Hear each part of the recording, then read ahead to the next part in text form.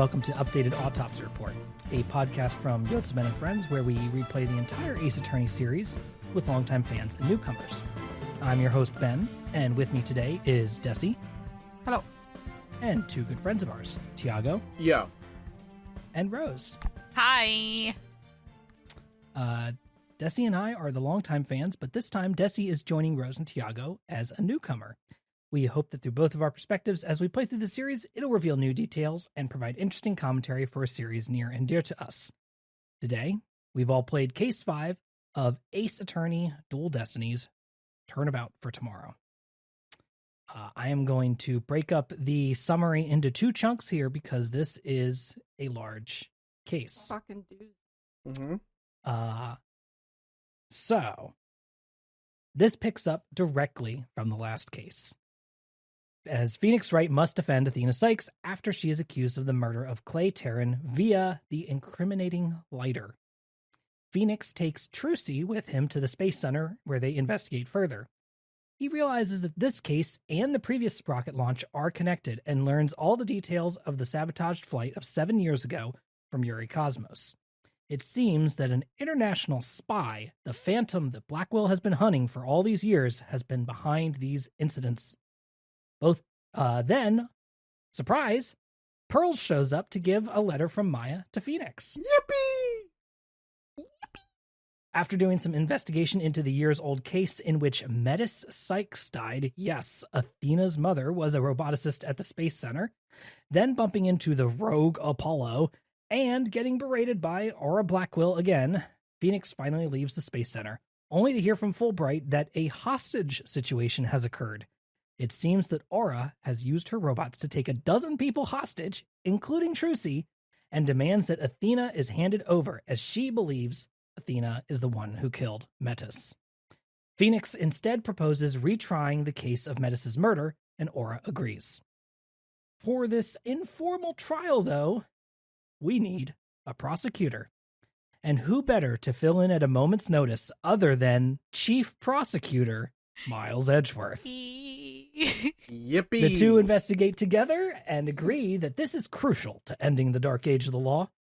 And before heading to court, Phoenix speaks to Athena one more time, who, upon realizing that she is now the main culprit in the murder of her mother, tries to remember what happened back then.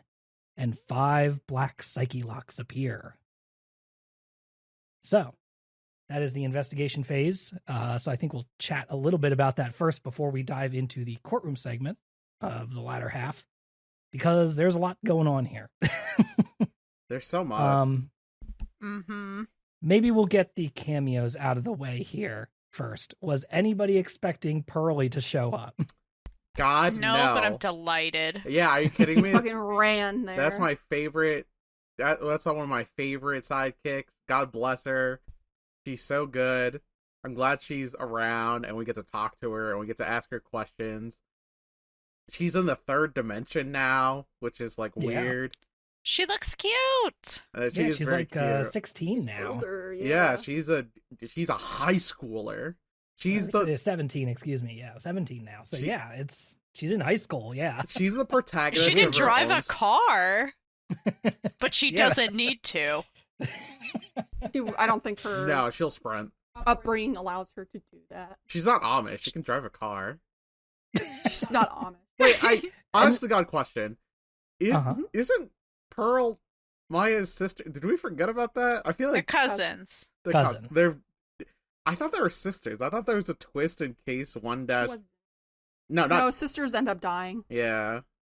No, they're just cousins because the mother, Morgan, was the sister of their mother. Yeah, I got their lineage confused.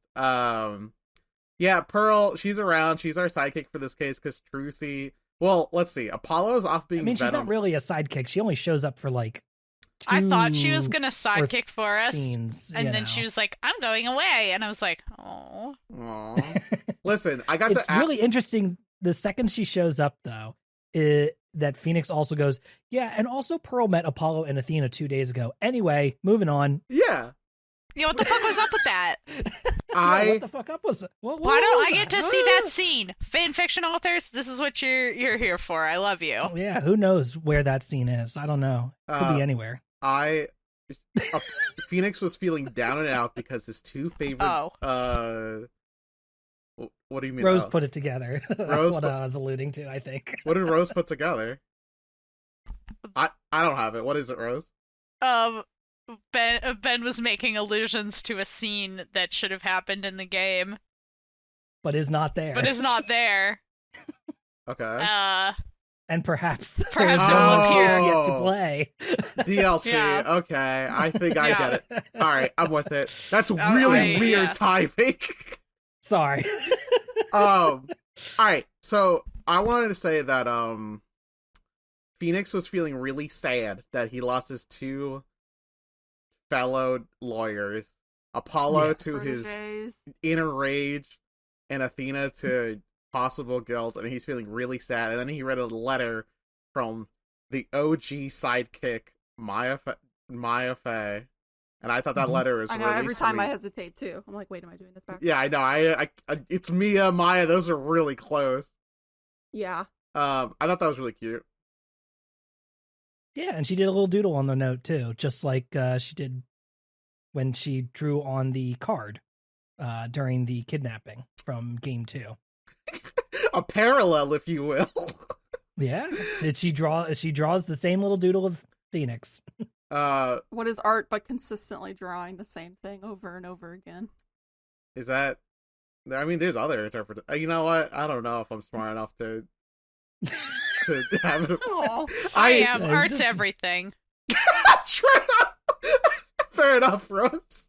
I don't know if we have time to do that on the Ace Attorney podcast, though. We have to go back to investigate the Phantom, the big bad who, I can't believe it took us a whole day getting to court to realize that these cases were connected. I mean, you know. I'm just saying, 2 bombings at the Galaxy Centers and 2 murders at the bombings is pretty fucking similar. Thankfully, Phoenix puts it together. I can't believe the local, newspaper boy didn't put it together. A dog could have put it together. My dog, maybe even. Your dog, even. I'm just saying that, oh my god. We have to go back. We have to talk to Yuri, and Yuri gives us some more lore about the first bombing, the Hat One incident, and that it was a fucking espionage attack from another country. That's yeah. That's why when when Solomon went up in the rocket and that whole thing happened, it was actually because there was sabotage on his ship. And Solomon doesn't know. They covered it up. They covered it up to him, the guy who was bombed, essentially. It just doesn't seem like a good way to help a man heal from trauma. You know what? No, we gaslight him further, and then it's Japanifornia. How good can the healthcare be? I mean, I don't. Do they pay? I assume they pay. Nobody gets mental health treatment. Well, it depends. Is that why there's so many murders? Yeah, maybe. There's, you know what? The mental health is done in court by a plucky lawyer. That's when you get your therapy. Via WarioWare game interface. The bailiff's horse is also a therapy horse. Is a therapy animal. Yeah. Court horse is also a therapy horse. Oh god, this fucking court horse. It comforts children when they have to testify, except it doesn't because this state of Japanifornia hates children, wants to put them in prison. If you're a child, you are prosecuted to the full extent of the law. Fuck you. Which is so insane. They keep doing it. If a baby has a gun already, that goes off, that God. baby's going to baby jail. They will put an infant behind bars. They do not care. Blackwell knows a baby in the clink. It's Megamind. It's a Megamind. So we investigate further. We have to talk to Aura Blackwell, and we go inside of her funny little studio, where she's building a giant robot. Don't pay attention to that. Judge Tron. Judge Tron. She hates the law. It's for Eva. we see one of our favoriteest boys, Punished Venom Apollo here, getting his own information. I really want to play as evil Apollo, where he's going around fucking. He's not evil, but he's like rogue Apollo. Yeah, he's an anti-hero. It's like he's so upset about something. He's like, I'm gonna go do this on my own. I can't. Yeah, no, I don't have enough time for your stupid bullshit, Mr. Wright. I have to investigate this. But, like, the worst thing they could come up with for him to be doing is taking a leave of absence. Again, like, he's on vacation. He doesn't even quit. He just is like, I need to take a leave of absence. Yeah, Mr. can Wright. I want to use my sick days. I've been banking. The vacation hours that I've been using. Do you think Phoenix like locks their hours? Do I Like they're only allowed to bank so many They probably, hours of time off. I mean, they're probably salaried. Yeah. I don't know how it works in Japan. We have to If you combine think the that Japan Phoenix- and California policies and just smush them together. Right. If you think that Phoenix keeps track of anybody's time there, I think you're expecting way more Phoenix Wright than I ever am. Honestly, right? dead ass true. Like if they do have good books, it's not because of Phoenix, it's because of Trucy, right? yeah. You know, Yeah, like absolutely. that's what's happening. She I can- mean, She just makes the Apollo books is disappear. probably doing it. Like, let's be real. Oh, it's yeah, you're Apollo. probably right. It's probably Apollo. I was gonna Oh, say he's Matt probably- Trucy makes the numbers disappear, and Apollo was like, "No, I'm logging those hours actually." Yeah, that is Yeah, probably exactly. how it goes. I'm thinking, she's. Trucy, we need those taxes. Athena I- forgets to clock in and out, and then later is like, "Oh shit, I Yeah. worked today and I forgot to clock in." She just texts Apollo, being like, "Hey, can you log my hours in?" Just winky face, Yeah. and then like Clock me in Apollo's for like, me. "I don't understand this text. Why did you log them in?" Yeah. Complete Log side in tangent. I just noticed this. We That's use what we're here for. Yeah, exactly. We use time.is to like synchronize our times. Today is Wright Brothers Day. Wow. Damn. Phoenix doesn't have a brother. Well, Well, that we know of. anything could happen. The Ace Attorney world loves to just randomly insert new backstories to characters, so The you thing never I know. never mentioned until right now. Speaking of randomly inserting backstories, let's talk about Athena's. I can't believe Yeah, she was raised in a fucking galaxy center. I mean, she was raised here. we at were NASA. right. Yeah. We were right that Simon murdered her parents. She only has one parent, Only I one. guess, but The mama. yeah. Yeah, so that's the setup here is that Simon is Mama in Sykes. prison for the murder of Metis Sykes, Athena's mother, Metis who is a Sykes. roboticist here at the Galaxy Center, at the Space Center. She's And She's his mentor. yes, she was kind of his mentor. He looked up to her a lot, but just in the His psychology sensei. aspect, Yeah. not in the robots aspect. she was primarily responsible for designing the like AI that inhabits all the robots, where fucking Aura Blackwell was designed for the actual like hardware. So Mhm. together they created these robots Using that can AI have. for something actually decent. Yeah, I know. It's And also here we get like our basically explicitly confirmed romantic interest between Aura and having a crush on Metis as well. Boom. In which Aura basically is like, yeah, I really miss her. And Phoenix is like, how much do you miss her? And she's like, no, you don't understand. I Yes. missed her. Yeah. You know, right. She never says I loved her or I wanted, to It's be normal in a to relationship have with a her, but framed it's- photo of her But yeah. on your desk. Yeah, she has a framed photo of her still there. it's right there. it's normal to keep her like area looking the way it did when she died. That's also Yeah. normal. This was the coolest this game was gonna get about it, and I mean we all wish it was cooler, but I'll take what this is pretty good. I'll take it. It's like a Yeah, no, it's explicit as far as I can. Yeah, I you know. recall there is a line from, I forget who even says it. I just remember seeing it and being like, oh, like pointing, yeah. where somebody says something like, oh, you wish that she loved you like Yeah. she loved those robots or something. Yeah. I feel like that would have been a dumbass line. Or by like she loved Quanko. Athena or something like that. Also, the robots explicitly used to call them Mommy Metis and Mommy Aura, which is all wild. Gay. It's just how things be. Yeah. That is probably the most explicit thing about it. So we have to investigate here. We get some photos of like the crime scene from 7 years ago, which are very important. We'll use those later. I can't remember if there's. Oh, and then we leave to go Chekhov's crime scene photo. We leave to talk to our very good, important client that we like a lot, Athena Sykes. And in the second we leave, like right when we're about to leave, Ori Blackwell's like, "Oh, you're not going to do anything to save my brother? I'll do it myself." Oh wait, no, that's not how it goes. We go back to the detention center. We see Simon Blackwell having a conversation with Aura Blackwell. They're pissed. Both of them are pissed for two different reasons. Right. Simon says, "Keep your fucking nose out of my shit." And Aura says, "Fine, you ain't gonna do shit, I'll do shit." And she leaves. And we all go, that will be completely normal and nothing bad will happen from that. And we talk to Simon Blackwell. Just a normal argument between siblings. Simon, Yeah, just let her leave. It's fine. Simon tells us that his execution... Well, no. Oh, God.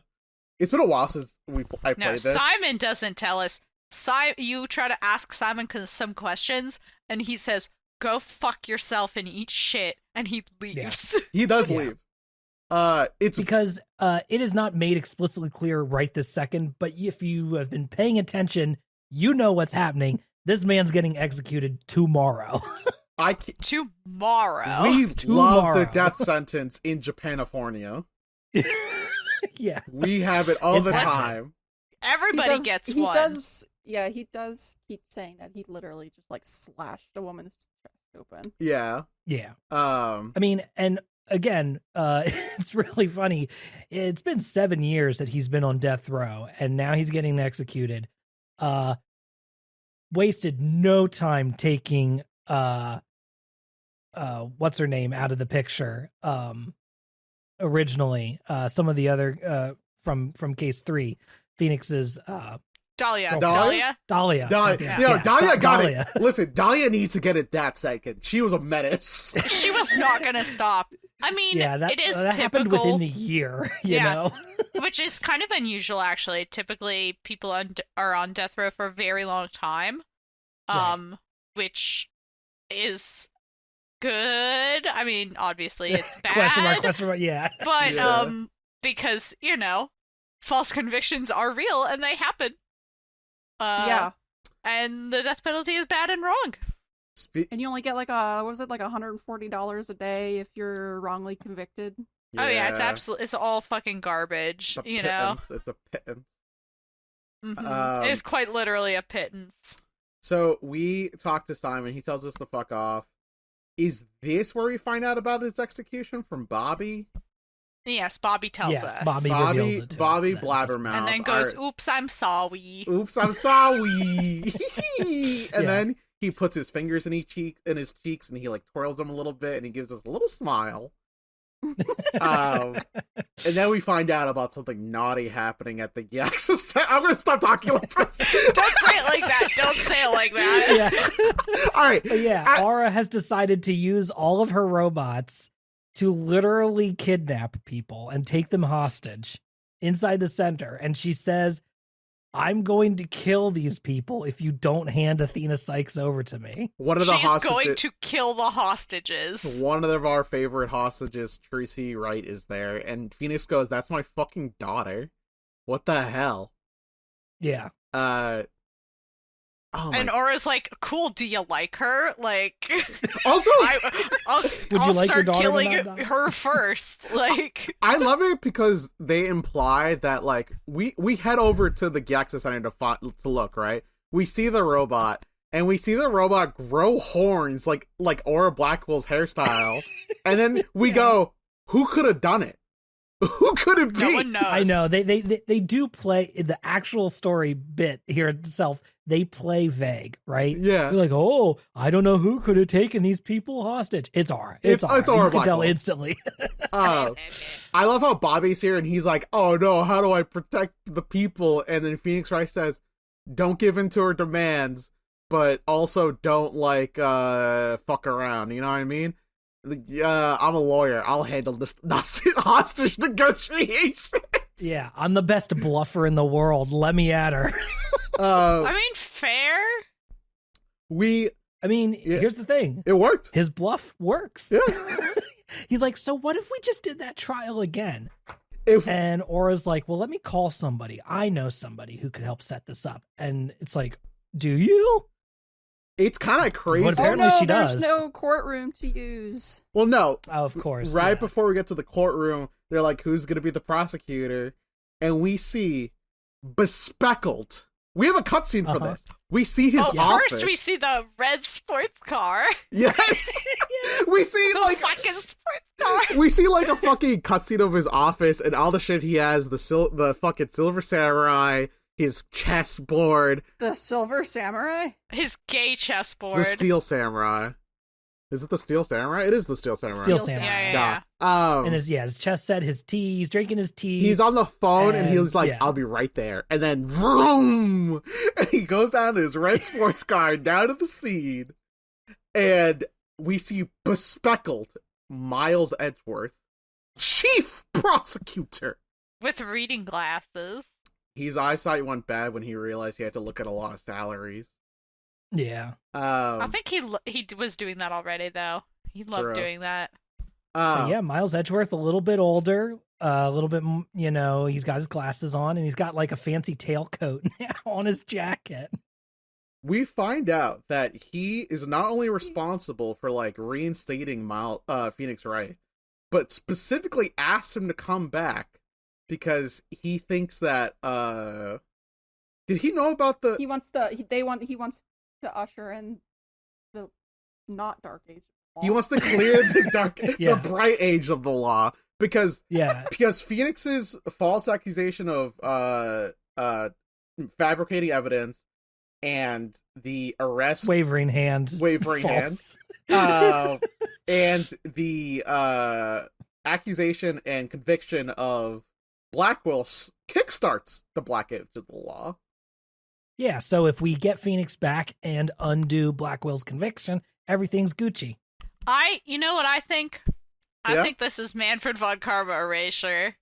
How is Phoenix getting entrapped by a notable criminal and one weird case more damaging to the state of the law than noted Entirety of famous Von Karma's Von career. Karma's career? He killed like 3 people that we know of. He fabricated evidence his entire career. Chief Gant existed. Oh yeah, forgot Godot about him. killed an innocent woman and tried to cover it up in court. That also did happen, huh? Yeah. I think. Like, and but- we also can't forget Apollo's mentor, Clavier Gavin's brother. Clavier Christoph. Gavin? Yeah. Yeah, Christoph. That guy was a fucking psycho. Yeah, Christoph, yeah. It Oh, brings sorry, was- Clavier was we doing- love. Christoph is the Christoph bad one. evil, Clavier good. It's hard to remember. They're so similar looking. No, it's okay. We have the same problem with me and Maya. Yeah. So I think Clavier shows his clavicles. Christoph yeah, krills people. I don't know. Krills You know I was what? trying to get somewhere. I don't know. Christoph I'm is mnemonic pissed so that you off can that remember his who- brother's a oh, murderer. Christoph offs people. Yeah. There we go. Oh. Clavier is happier. Oh man. not burdened by having murdered somebody. We have to discuss the fact that in Phoenix Wright they make it a point to like, oh, we can't spoil the previous game cases, so we can't talk about a lot of shit.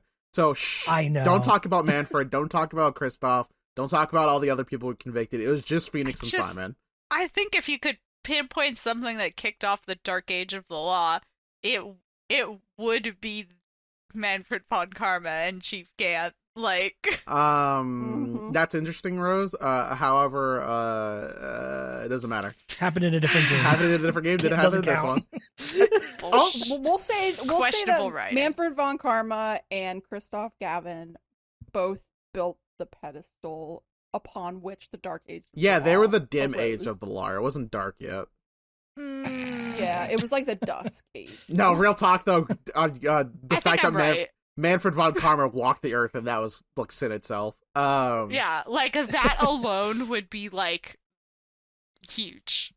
Anyway, Yeah, it turns digress. out this has been a whole, like, Phoenix coming back to the log game has been a specific request from Miles Edgeworth, because he knew that the Phantom or whoever was responsible for the original incident was going to rear his head. And when the explosion happened at the Gyaxa Center, Phoenix went, it's time. And that was back in case 1 of this game. So, you know, just full circle. Time. Yeah. Yep, Where the fuck? it's all connected. We went so far fucking back in time. They sure like to do their circles in this. At least we didn't have a flashback within a flashback. True. Honestly, Rose, good fucking point. I'm never letting them forget that. That was fucked. So we have to find a courtroom to retry Simon Blackwell's case, and all the courtrooms are busy except for one, because if you remember in Maya's letter, she went, didn't you do a trial at a bombed out courtroom? That was crazy. And Phoenix was like, that didn't happen. And then Phoenix went, oh shit, I could do that. Hell yeah. So we have a 6th stage for this trial, a bombed out courtroom to represent the shambles of our court system. Exactly. So, It's like literalizing the circumstances, you know, making the metaphor real. and we even have the OG stars, Phoenix Wright and Miles Edgeworth, to perform on stage with produced by Aura Blackwell in her hostage scheme. You're right. I like how, Oh, like, geez. you go in there and, like, Miles is just very like, hey, we're gonna hang out, we're gonna do this trial. I know this is very serious, but, like, Yeah. we're chilling. Yeah, they I hug will each kill other. you you, do- though. Yeah, but before we get to that, we do get to investigate for a little bit with Miles with us. Oh yeah, we have to go back to buddies. the robotics lab, and we have like a team of Pearly, Miles Edgeworth, and Phoenix Wright. Honestly, great team, good stats. Yeah. And we all hang out. We do a little thinking Well-rounded. together. Is there anything important that we find? I forget. I mean, this is where you first see, like, really get to examine the robot repair table that Mhm. will become critical later. So critical. This is where you get to see the ladder that unfurls out the window that Aura used to escape during the bombing. Also important. And then it's also where you get like all the pictures of everything that was in here, like the picture of Simon with blood on his sword and the picture of the moon rock, you know, Yeah. kind of on the So we shelf. have- This, all right. It's also wild because didn't we also hear from fucking Ted Tone, and he like fucking talked about the fact that there was someone else in the room when he killed Candace Arms? And Yeah, well, of course we get that. yeah, that- we get that little is piece when of you- information. Yeah, when you go back to the detention center briefly to talk to Athena, you see Fulbright there interviewing Ted Tonate, and that's when he drops that knowledge bomb. He's like, "Oh yeah, by the way, I'm pretty sure there was somebody else there." Also, Freaked me out, man. here are the remnants of the bombing. And this is, I looked at that photo and I looked at a funny piece of the photo and I went, that's gonna be super fucking relevant later. This is a surprise tool that will help us later. It's not even a And I surprise was at this right. point. It wasn't even a surprise. No, it's a really obvious tool that will help us later. We also talk a little bit to Athena, who we go, hey Athena, so where the fuck were you yesterday? And Yeah, this is hilarious. I'm sorry, this is maybe the funniest part. Athena This says, is bad writing objectively, guys. you think this is Rose, what a part, you know what, Rose, can you repeat it so that you can find out which part you don't So like? I went in there and I went in there because I wanted to face my fears. There okay, being the Space fine. Museum. Yeah, there is the Space Museum. And then I went into the closed part of the Space Museum, even though I knew I wasn't supposed to, because I wanted to face my fears, which is see her dead mother's coat. Fine. That's not the problem. The problem is she sees it, she gets so upset, she has the vapors, she True. passes out for like 24 hours. Yep. 24 quite. hours? Not quite, but close. Yeah. Honestly, Okay, gets up, doesn't see anybody, misses the bombing, the evacuation, everything. She's in there the whole time, gets up, and is like, okay, I don't That see was anyone funny. around. And I just passed out for like maybe 12 hours. Yeah. I'll just leave and I won't tell anybody about this. She Get that girl a hamburger. she does all of this and then shows up the next fucking day to investigate. Like, go to the hospital. No, We say it all the time. Rose, this is Anime Land. They don't need a hospital unless they've been Okay, I bombed. know She didn't hit her head. So I I think know so. the only hospital still has that one creepy doctor from wherever, so maybe don't. right. Yeah, fuck that guy. Maybe go somewhere else to go to the hospital. Dr. Hottie. Oh, I hate that guy. we all hate that guy. So it turns out she actually does not have an alibi for this murder. Because that was my first thought, was when she got accused to be like, hey, what's your alibi? And it turns out she was in the perfect spot to be accused. And I She go, had- Yeah. are you kidding me? She came down with hysterics. That's so old time. Honestly, that Woman moment. Woman moment. you know that Sprite when Phoenix Wright has his head in Christ. his hands and he's like fucking head down? That's me hearing this story. I cannot fucking believe that not only were you there at the bombing, you were unconscious and cannot recall your whereabouts. And then Girl, help. Girl, please help. What And that- is this? And then she goes on to say, oh, what if I did it? And at that point, I wanted to punch through the glass and be like, as a lawyer, you are a lawyer. We're both lawyers here. Shut the fuck up. Shut The fuck up, Friday. Shut the fuck up, Friday. You know how this works, Athena. You know how we believe in our clients? You're a client. Shut the fuck up. Oh my god. But we get so much useful information from people who don't shut the fuck up. True. But you, I mean- you don't understand. She's having a fit of the hysterics. So at Because she's this, a woman and she faints at the sight of upsetting things. and then the funny little psyche locks appear on her, and at this point, I'm like, "What the fuck do you mean they're black psyche locks, Phoenix?"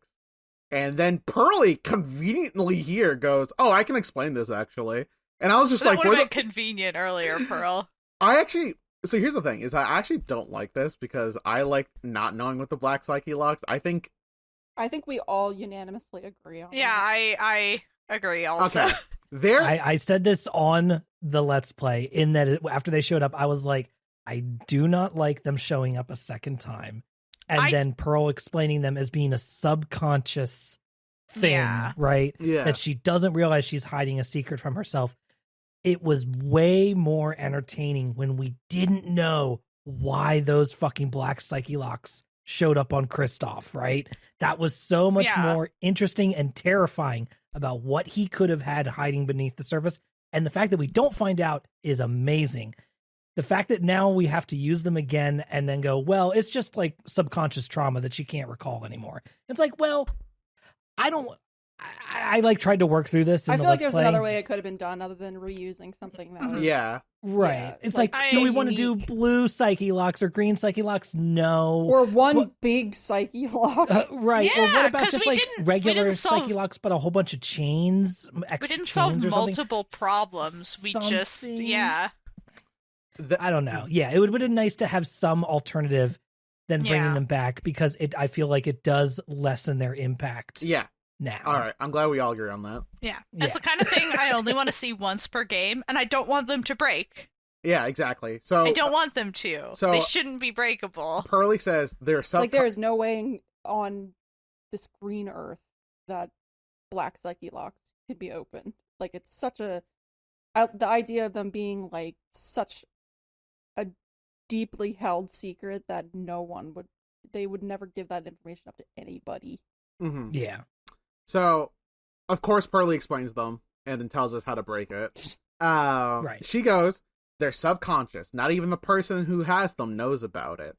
And if we're not careful, if we break it, we break their psyche. And I'm just like, didn't I almost break literally every person's psyche that I use this ability on, Pearly? Wouldn't every lock be black psyche locks, though, was the case? A bunch of them deserved it, or were Larry. Or So- will True!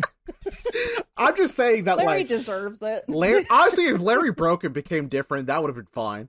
Maybe he'd be better. Larry becomes a normal fucking He citizen. becomes Lawrence.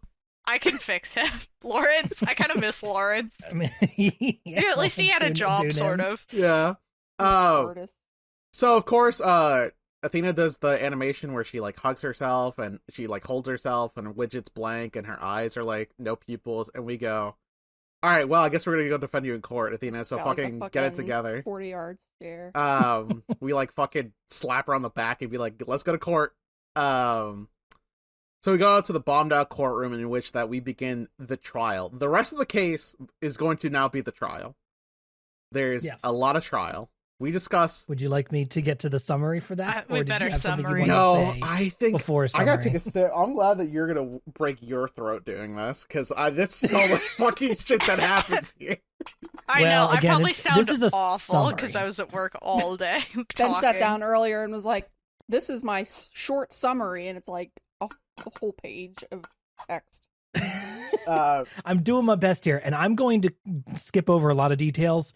So if you want those details, either bring them up, or if you're a listener and we don't touch a detail, I'm Play the sorry. game. We'll get to what we can But we'll dive wrap our in brains as around. much as we can. Yeah. Are you gonna go So- over the whole case or trial, or are you gonna go over like half the trial and then the other half of the trial? I was going to do both segments here now. All right, good fucking luck, Chief. Good fucking luck, Chief. Good All fucking love, Chief. Hopefully I won't bite my cheek on the way through. In set, the go. rubble of courtroom number 4, the only available courtroom, the trial begins. Phoenix and Edgeworth go back and forth like old times, which includes Edgeworth positing that Athena used the robot repair machine to gruesomely kill her own mother. After breaking down who was where, including Blackwell or not Blackwell, and what robots had or had not been able to recognize, Phoenix successfully proves that there was a third man who committed the murder and that child Athena had stabbed him in the hand. Blackwell took the fall to cover for Athena. Now that neither Blackwell and Athena are guilty, it's not over yet, because now we need to move on to the modern-day case of Clay Terran's murder. Apollo testifies that he truly wants to believe that Athena did not kill Clay, but the evidence is too overwhelming, and so he begs Phoenix to prove that it wasn't her so he can believe in her again. Phoenix declares that only an emotionless killer could have done the feats necessary to commit this murder. And from Aura's new statement about who told her to put the ladder down, he puts it together who the Phantom Spy is. Bobby Fulbright. After a brief recess, in which Bobby Fulbright does not just run away, Blackwell takes to the prosecution bench and Edgeworth leaves to dig up details on the Phantom. Fulbright testifies in his usual goofy manner that there's no way an agent of justice could do this. They examine the lighter and discover it's a tiny gun. Wish we would have done that sooner. Then he claims he's an undercover agent. But finally, with Apollo's psychic eye attack, Athena's magic emotion necklace, and Phoenix's bluffing ability, the three are able to unveil Fulbright as the Phantom. They prove that his entire reason for the Space Center and courtroom bombing were his blood got on the moon rock that got sent to space 7 years ago, and now that it came back to Earth, he had to destroy it so that no evidence was left of his existence. The spy begins to break down, swapping Mission Impossible masks left and right. But he has one last trump card. You need evidence. The rock is gone now, so how could you prove it had his blood on it? Thankfully, one tiny piece of moon rock was left in the exploded bomb, and it matches perfectly with Athena's moon rock earring. Checkmate, Phantom. Time for prison. Oh my god, he just got sniped. Don't worry, he's not dead, actually. Anyway, Blackwell thanks everyone for helping him get off death row, and Edgeworth says all this mess will fix the system this time for sure. Pearls and Athena suggest they all get noodles, and after their celebrations, Athena, Apollo, and Phoenix are somehow let into NASA to watch Solomon Starbuck fly into space on the next rocket launch, and everyone lives happily ever after. For the next year until the next game. So right.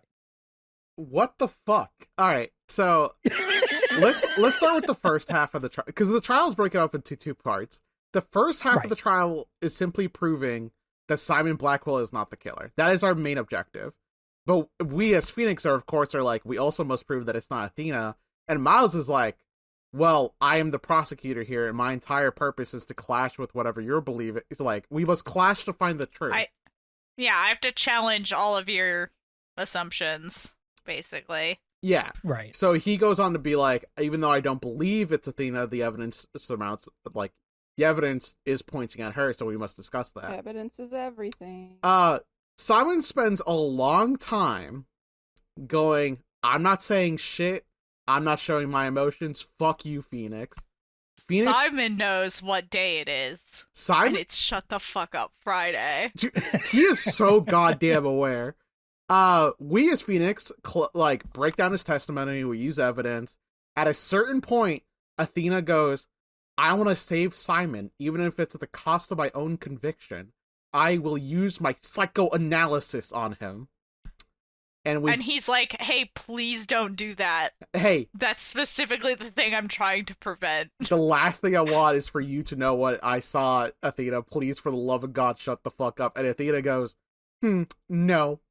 And I don't accept that argument, and then proceeds to psychoanalyze him. We find out that I refuse your question. What happened in the exact situation was what Simon saw when he entered the room was Menace's body on the robot surgery table, and Athena standing next to it goes, she's broken, I'm going to fix her now. And that is low-key pretty fucking dark. Like, That's why this game is rated M. The only Ace Attorney game to ever be rated M is because of this exact moment. Wait, this game is rated M? Yes. Shit, they could have done way more things, huh? Yeah, exactly. What the fuck? So this is the only game rated M because of these kind of bloody flashbacks for Athena with blood all over her face and did that the description. affect the sales of the game? I mean, it was digital only in the US, so it really didn't make a difference at the time. You know, this was after M was kind of a bit of a restriction on sales of the game, right? Mm-hmm. People started to give less of a shit by this point, you know, for M-rated games. Okay, just curious. So we begin to discuss the psychology of young Athena, who was raised in a galaxy center and does not differentiate between robots and humans back then. So of course, Miles's argument is she put her mother on the table to dismantle her because the table could also do that. And Phoenix goes, hey, Miles, shut the fuck up. That's really fucked up. Hey, man. Whoa. I mean, whoa, dude. This is also coming from Miles Edgeworth, a man who believed for, I would still say more than half of his life at this point, despite his reading glasses, that he had murdered his own father. Yeah, he would fucking believe that. In a horrific accident. Miles has not seen a therapist. He hasn't seen Athena yet. Athena's the only therapist in the state of California. He and Phoenix are She's not a constantly therapist, she's just a psychoanalyst. Yeah, they're just snipping each other the whole time too. They're very, very married. But I love it because at a certain point, now that you point out that Rose pointed out that Phoenix Wright has tendencies to use his art degree in subtle ways. Fucking, he criticizes Miles on his aesthetics. And Miles gets mad, and they argue about it for several text boxes. That is the fucking funniest part about this, is that for some reason he just decided to take a side shot at Miles during this very important court case. Yeah. Because they are married. Oh. They also talk about how there's some line that Miles says, Phoenix is like, well, it couldn't have just disappeared, or what? Something couldn't have just disappeared. And Miles goes, we watched your daughter disappear a person in a box at her magic show the last other week. night. And everyone is like, wait, Miles got to go to Trucy's magic show? People are jealous. Grandpa Judge did not get to go, and Phoenix goes, I'm so sorry, we'll get you to the next one. And he goes, okay, thank you very much. So good. Yeah. Oh, yeah. I do love the OG trio of Phoenix Wright, Miles Edgeworth, and the Judge as the comedy trio. all right, going back to this fucking case because it's insane. So of course we realize that the events that Simon were aware of is the fact that Athena was covered in blood. She ordered Ponko, the robot. Oh, by the way, we cross-examine robots in this case. Ponko shows up. I love Ponko. There's so much going on. Grandpa, we do cross-examine Grandpa Ponko. Judge looks at Ponko and goes, "Hello, little lady. How are you doing?" Ponko goes, "I'm doing great, thank you." And Just like my grandkid. he's like, "That's just like my grandkid. This little slow robot's pretty nice." And then Phoenix goes, "Okay, man. Anyway." Ponko does not see corpses as corpses. The robots can only identify people if they have their face visible or they have a barcode on their jacket if they're staff. So, Right. when there's a body, Ponko goes, "I didn't know it was a body. I just moved something because Athena told me to." And then Miles is like, "Oh, that was the fucking body." Yeah. This becomes important because we have to establish who was in the room when the murder occurred. Yada yada. There's so much fucking shit in this case. It's so granular. Like, if the one... And it is eventually how we established that there was a third person as well, because Ponko saw the jacket, but not the face. Yes. Yeah, of- they make a point of saying that, like, Dr. Sykes never wore her jacket. And you can Yeah. very clearly see, like, the slash mark on it that is unexplained. Yes. And coupled with the fact that she never wears her jacket and just keeps it around the office, I was like, please let me present this jacket. Like, why isn't it letting me do this? I'm so mad. Right. And it never really And let yeah. me make the connection between, like, why didn't there's a slash mark on her jacket? Like, why isn't that covered in anybody's story? Like, Yeah. It's... it just moved on to the name tag thing. So, like, we have to discuss the fact that what happened before Simon Blackwell there is that, and we find about this later, that a third person entered the room while Ponko was charging, so they did not see them, killed Metis. Athena attacks with a knife, and that is the event she remembers. That's why she remembers blood. That's why she thinks she did the murder, because she remembers attacking somebody with a bladed object. And because her mother was killed by a samurai sword, she assumes it was her. However, we established that there's a third person. That's who Athena attacked. That's whose blood it is. They're the ones who killed Metis. Athena knocked Athena out, I guess? Why the fuck wasn't Athena conscious? Does it even matter? Because she passed out because she had the vapors. She had 6-year-old... She had fucking 11-year-old vapors. You're right. My bad. It's chronic vapors. It's chronic vapors. Probably... I mean, That's called that's the being thing, a we woman in also- Victorian England. we also kind of get into a little bit of, there's like this like background like segment for Athena in which her mother puts these weird I headphones fucking on forgot her about that. to silence her ability to sense people's hearts and emotions, and to like, so that she can go out into the world. And Athena thinks that it is her mother trying to squelch her abilities, but really it's revealed, of course, it was just her mother letting her try to be a normal kid, because otherwise the sounds of everybody's hearts and emotions would overwhelm poor She Athena. just can't be like, oh, she's got autism. Jesus Christ. Miles is So, doing like- fine. Yeah, True. and so that's like the background of it, is like, did Metis really love her daughter, or was she just using her as a test subject kind of thing going on here? And we all know Um, that because this is an Ace Attorney game that she did love her daughter. Right, she just showed it in a strange way, right? The only bad Um, parent in this game is Manfred von Karma. Every other parent is fine, I guess. Well, it's Phoenix is doing okay. Phoenix is normal. it's funny that you say that, because when I was doing some of my readings of old interviews with Yamazaki and the producer of the series, Shiro, it's really funny. Yamazaki brings up, he's like, I just thought about this now, but there's not a lot of good father figures in the Ace Attorney world. Who? Just Phoenix. And it's like, yeah, dog. Yeah. Oh my fucking god. So, of course, Athena thinks it's her. We have to, like, help her break her psyche locks, which she does on her own by believing in our client.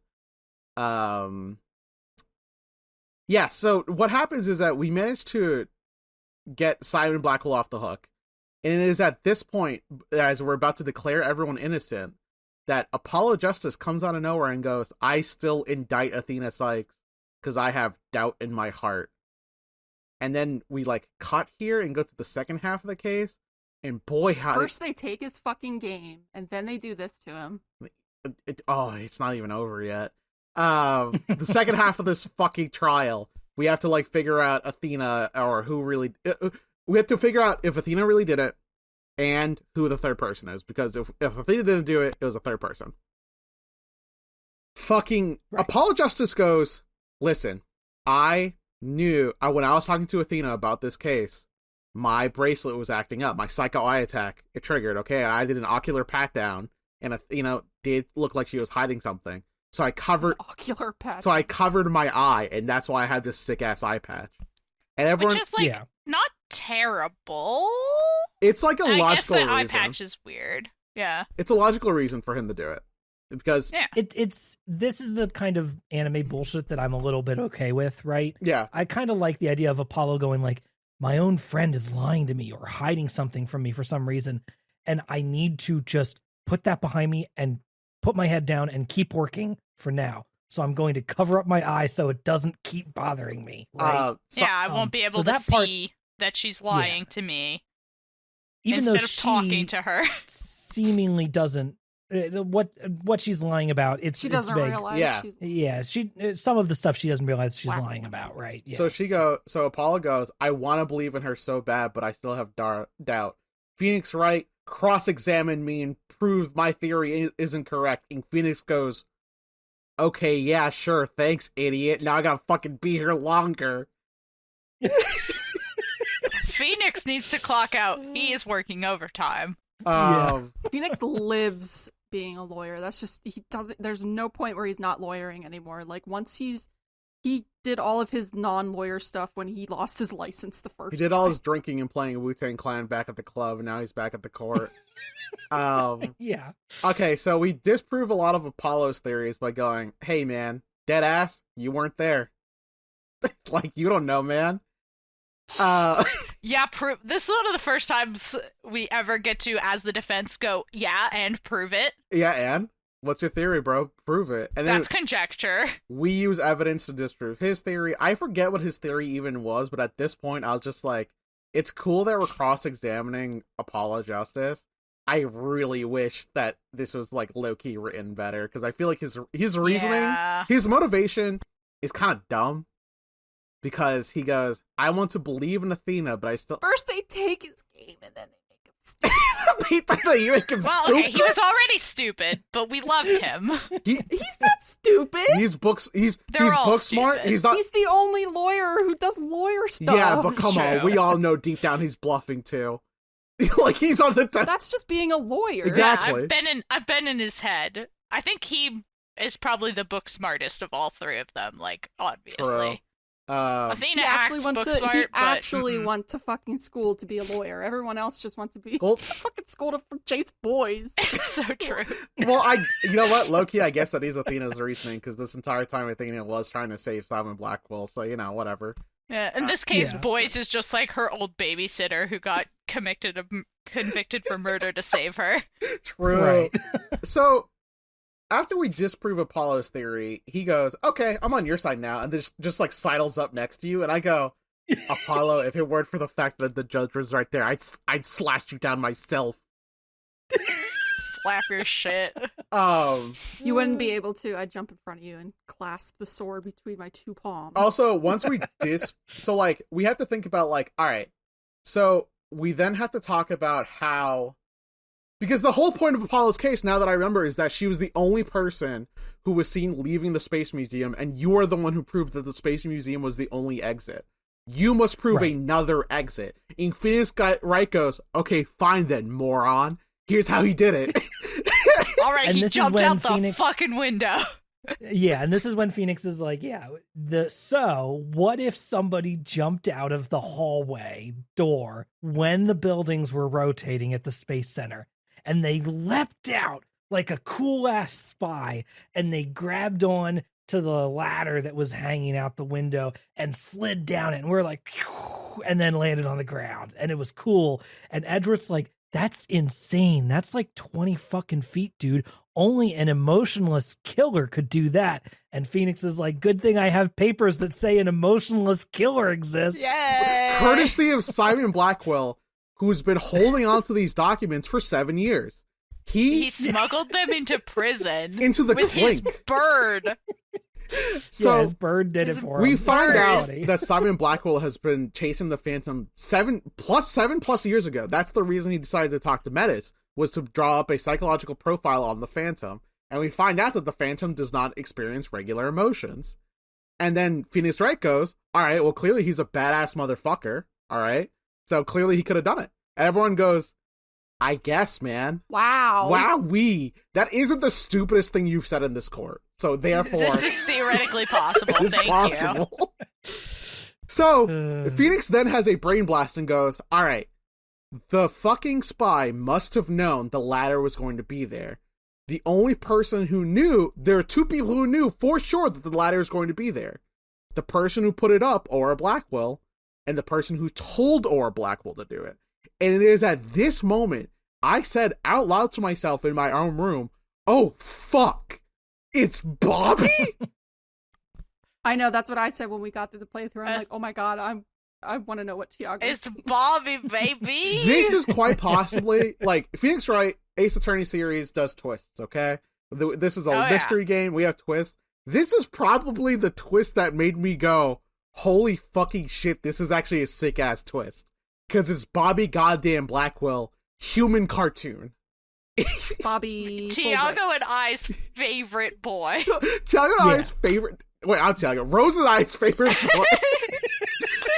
Wait, that's It's got you guys all screwed up. When I think here. about- But yeah, I'm delighted. I was clapping my hands like a seal. I was so happy. I was doing my best to keep this a secret the whole way through and hoping that you guys did not get spoiled on this. No, absolutely surprise, not. because I dodged it. I dodged I it do too. think that this was something that somehow eluded me for years and years. good. Yeah, I have a lot of issues with this game. Yeah. And some of Yamazaki's writing for this. But as far as landing this twist goes, this hits, I think. I think having Bobby with you as this goofy himbo the whole game, and then they basically... I knew I shouldn't have trusted a motherfucker who didn't wear socks with his shoes. He's a cop. He's a goddamn cop. We should have known. We should never have trusted him. But he's not even a cop. And He's not. I mean, he's an international spy working for somebody. True.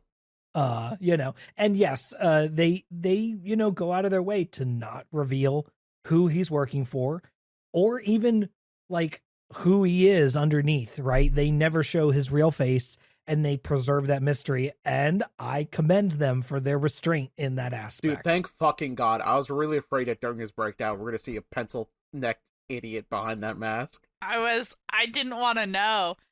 I wanted it to either be one of two things. One, it was just Bobby. Like, it was Bobby's face under all of those other faces. No, fake faces. Bobby died. Well, we'll talk about that later. Or, I never wanted to see it. And I didn't see it. I It's think good. Like, there was, unless it was a character that we had already seen somewhere at some point, but, like, it really would have fallen flat if they gave anything other than it didn't matter. Yeah. I think, honestly, the reason this hits for me the most, and we'll talk about this as we go into Bobby, the fucking cross-examination of Bobby Fulbright, parentheses, false, is that, like, his design, he looks like a spy. Like, that's the craziest thing. Like, to me personally, Bobby Fulbright looks like an international spy. He's wearing an all-white suit, cool, like, spy sunglasses, gloves, cool wristwatch. He looked like a spy this entire time. And we never... And it's just once the game knew. tells you, oh, he's a spy, then all of a sudden it clicks, and you're like, oh my God, it's... of course, how did I not see it? It is incredible to me that they managed to fucking keep this shit under wraps. When we saw tiny Bobby Fulbright in the window, that was a spy. That was a international killer. That was a cold-blooded international murderer waving out the window at us like a dopey little idiot. And he was doing it for money. He's Yeah. evil. Well, I would wave out the window like a funny little idiot for money. True, me but, too, actually. I mean, that is kind of what I do. So, like, as soon as like we start to indict Bobby Fulbright, we like have a recess to get him into the court. And it is at this point Simon Blackwell goes, "Put me in the fucking ring, coach. I'm gonna fucking kill him." And, I'm gonna kill that guy. and Miles Edgeworth Yeah. goes, "That was the plan all along, Captain." And we free him from his shackles. Deshackled. Yeah. I like how he always calls Miles like Sir or Chief Prosecutor. I think that's very Yeah. That's funny. his boss. If he Yeah, doesn't, his do, boss. his salary in the clink would go down if he didn't say Yeah, that. Miles does. It's $140 a I think day Miles that he's does gonna say, get. yeah, that he like let Simon. Did he calculate it out? He said it was like $34,000 or something. What? If he actually got his penance pay for being Oh yeah, wrongfully Iro did indicted. calculations on the Let's Play Oh, for sick. how much money, if he was getting $140 a day and he was in for 7 years, how much he would have gotten. But And it which was like- it's just it's- multiply, you know, Yeah. just multiply it and you'll get it. But It's like $34,000. I guess he's a lawyer, so he might actually be able to sort through the paperwork to get that. I'm Right. so sorry, Rose. He's not a And lawyer. you He's a sue the prosecutor. fuck out of the system. I'm bite attacking you. I just want to keep the record straight. I'm going insane. So we go back to the fucking courtroom. Apollo by our side. Simon Blackwell opposite. Bobby Fulbright in the middle. And he's just like, "Hey gang, what's going on? What's up, everybody?" Giving everybody Why is daps. everybody looking at me? He's giving everybody daps on the way in, and everyone goes, "Bobby, what the fuck?" And Robert. I really, there was a split second where I actually did not think that he managed to lie to me. I actually did think he didn't do it. Because we started accusing him. And then his lie changes from, he goes from, "I'm not a spy," to, "I am an international agent who's been forced under threat to work for the Phantom because my family was kidnapped." And I went, "Ah," and then immediately went, "Wait, what family?" You've never talked about this before. Uh-huh. and Phoenix doesn't buy it for a second. Nah, he's smart. Phoenix is like, no, I'm not letting him I get feel away. like, I feel Absolutely like not. nobody did. Like, everyone's like, "Are you joking?" I'm the only one who fell for it, apparently. That's because Tiago's the only That's dude. because I'm blinded by his dazzling smile. So And we start to get some like new animations from Bobby. One in which he is deadpan. it is scary. He has That is no. my favorite. That's what I wanted He just from looks this. dead in the center of the camera, and he's just like, "I don't know what you're talking about." He truly Right. did shut the It's fuck so up. good. Oh, Oh, we have it. and you then- know what? and then- I wanted to oh, sorry, mention go ahead. something also from the earlier segment. Okay, yeah, sure. We see Simon Blackwell facing like frontwards. Yeah, it's weird. And his model was not meant for that. And neither was Miles's, if I'm perfectly honest. I always, every time we play the Let's Play, every time a character that we don't normally see front-facing, I'm always like, front-facing X character can't hurt you. True. Well, it did Here's cause me some damage. here's the thing. Actually, I know you guys might say that, but it's actually incorrect. What- There are actually in some of the research I was doing for this episode, they make different models for when they are in court versus when they are on screen out of the court, like in an investigation Yeah. or in a chat segment. So like when you see Edgeworth in court, that is a different model versus when he is talking to you and front facing for you. Now, obviously we can argue whether they successfully executed Yeah. on that, but it is a different model that is intended to There are a be lot of looked at characters whose front-facing. hair are not, their hair So- is not designed to be Yeah. visible So- front. Right, exactly. You design a character that's made to look best at a 3/4 angle, right? Yeah. And Since then that's you what you're have gonna see to 90% of the tweak time. it ever so slightly. You know, sometimes they have to operate by like Mickey Mouse rules, right? In which their ears always Yeah. rotate a certain way. Their hair always has to go a certain way to try to make When it your anime character look kind of that looks same just way. far enough to one side that the hair has to flip. I will. But yeah, even during segments like when Phoenix objects, right? What happens is Phoenix's model for all other court animations is the same, but when he objects, it for a split second switches to a different model in which his hand is twice as large. That makes sense, to me. right? To make that More objection dramatic. pose line up with how it looked in 2D animation originally. Like it's the foreshortening and everything aligns with how the hand would be closer to the I want to screen. see that model. Like, Yeah, Out of not context, not- No, I'm perfectly fine in the audience. Let me I don't need see. to see I from wanna stage see it. left.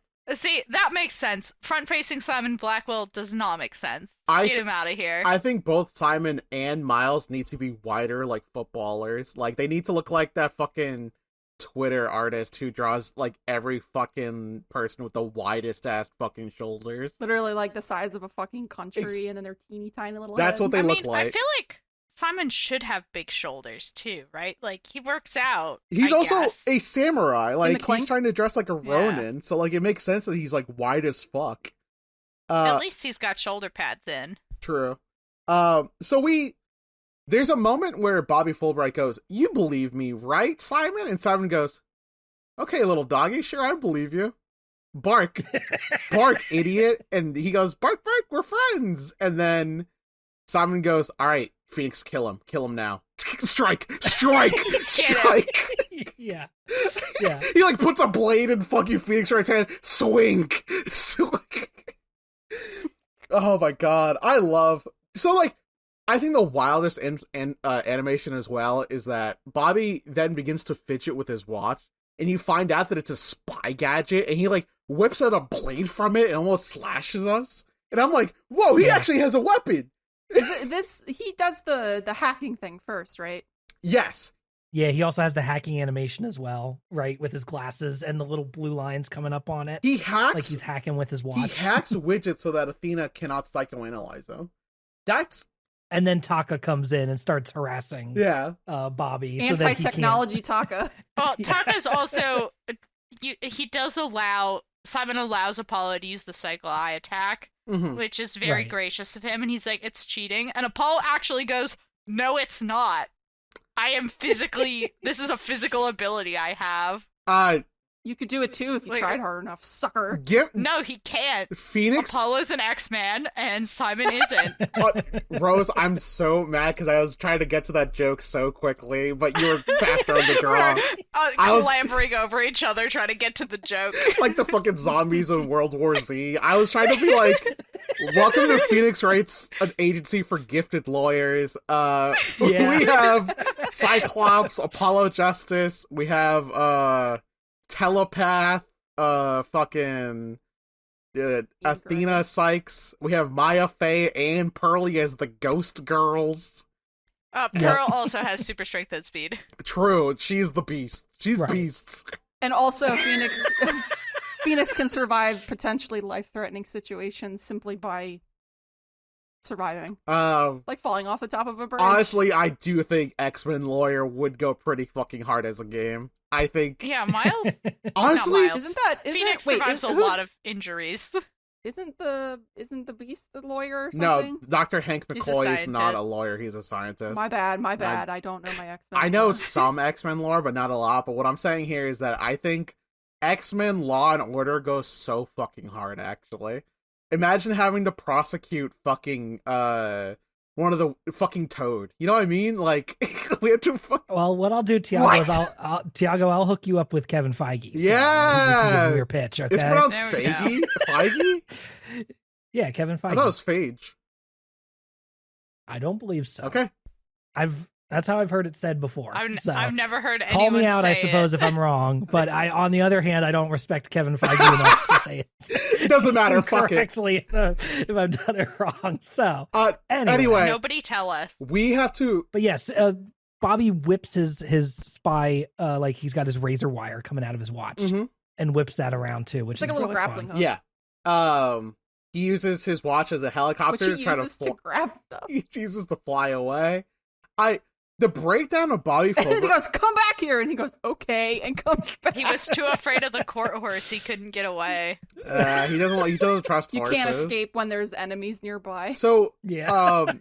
Bobby Fulbright hacks Widget as Athena's trying to psychoanalyze him. Also, Athena just randomly goes, "All right, Apollo, move aside. I'm also part of the defense now." And it goes, "Athena, this is your case. Are you allowed back here?" And everyone just goes, "Fuck it, whatever." There is. right. I really like Before that we were little like, we can't. shot with Apollo and Athena both shoved into the screen because their character models like don't quite fit, but that's like kind of the point, Yeah. and it's really charming. When they look at Phoenix, and both kind of like look at him disapprovingly whenever he messes up, it looks so much like that image of all the girls at that party holding the red Solo cups, looking at like, what the fuck is your deal?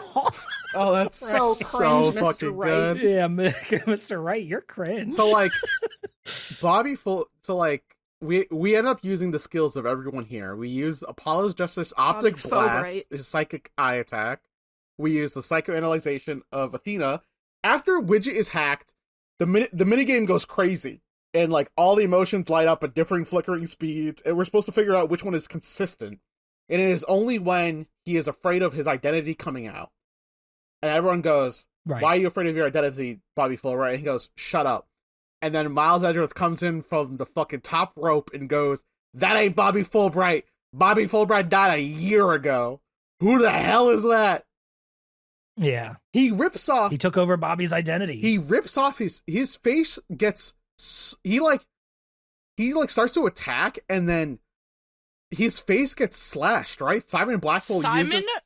Yeah, Simon Simon uses slashes his him. spiritual pressure to slash his mask. This is the first instance of Simon's powers actually slashing someone. Can't confirm. So maybe he can Manifesting. be an X-Man after all. Well, he did chop off Phoenix's little hair doodad in the beginning. Oh yeah. Can confirm that Simon Blackwell is Psylocke and is manifesting psychic blades.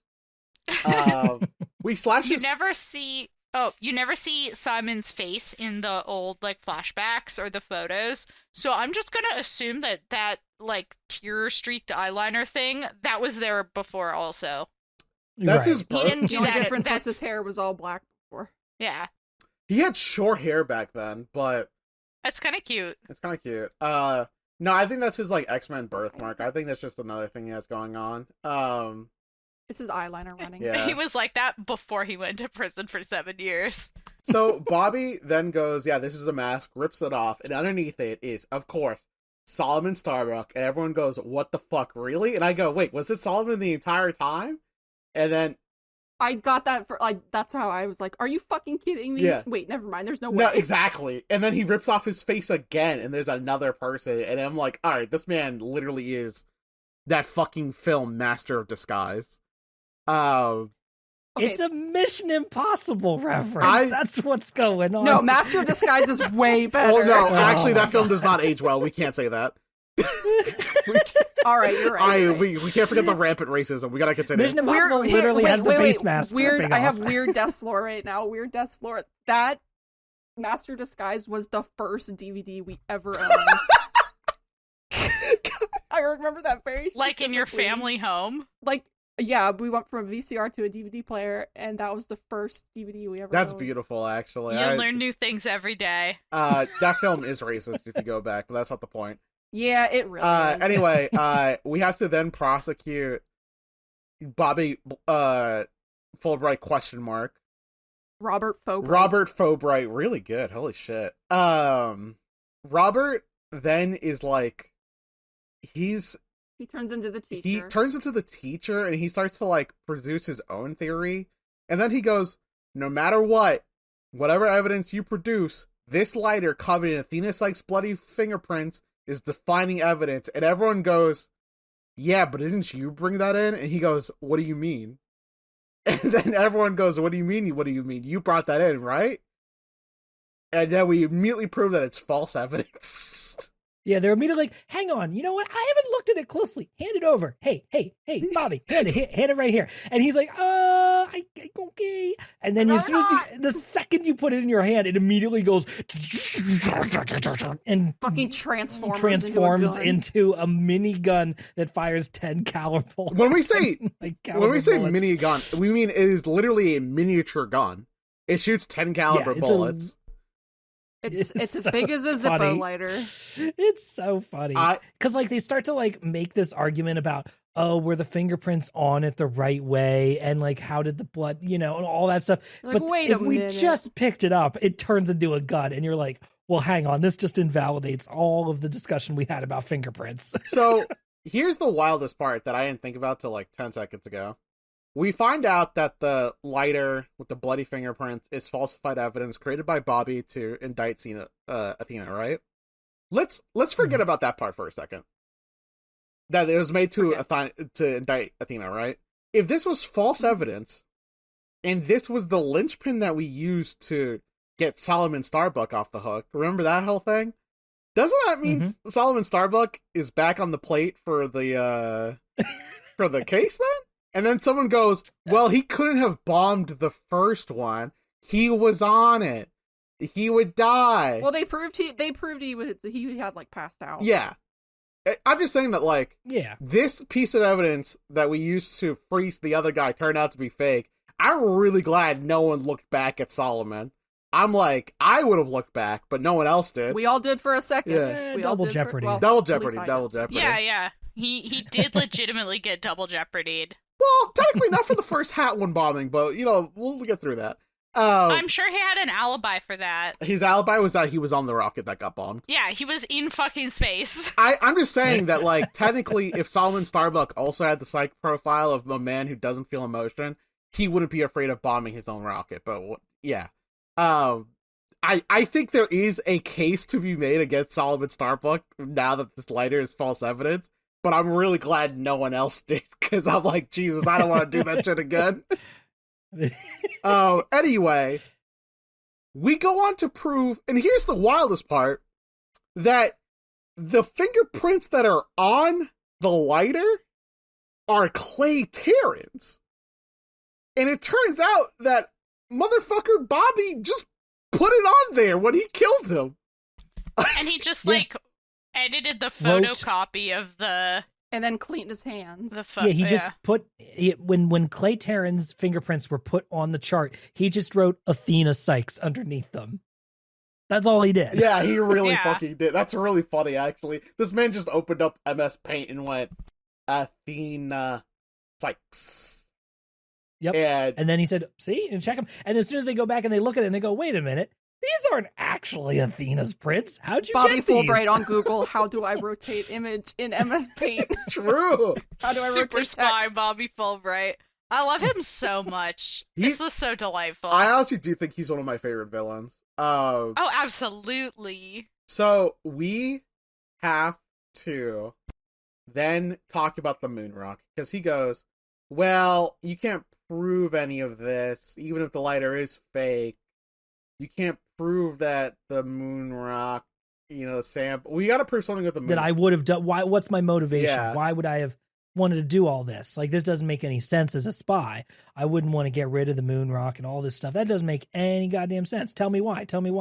And of course, Phoenix is like, your blood's on the rock. yeah. Phoenix immediately, it goes, well, your blood was on the rock. And he goes, because you got stabbed in the hand.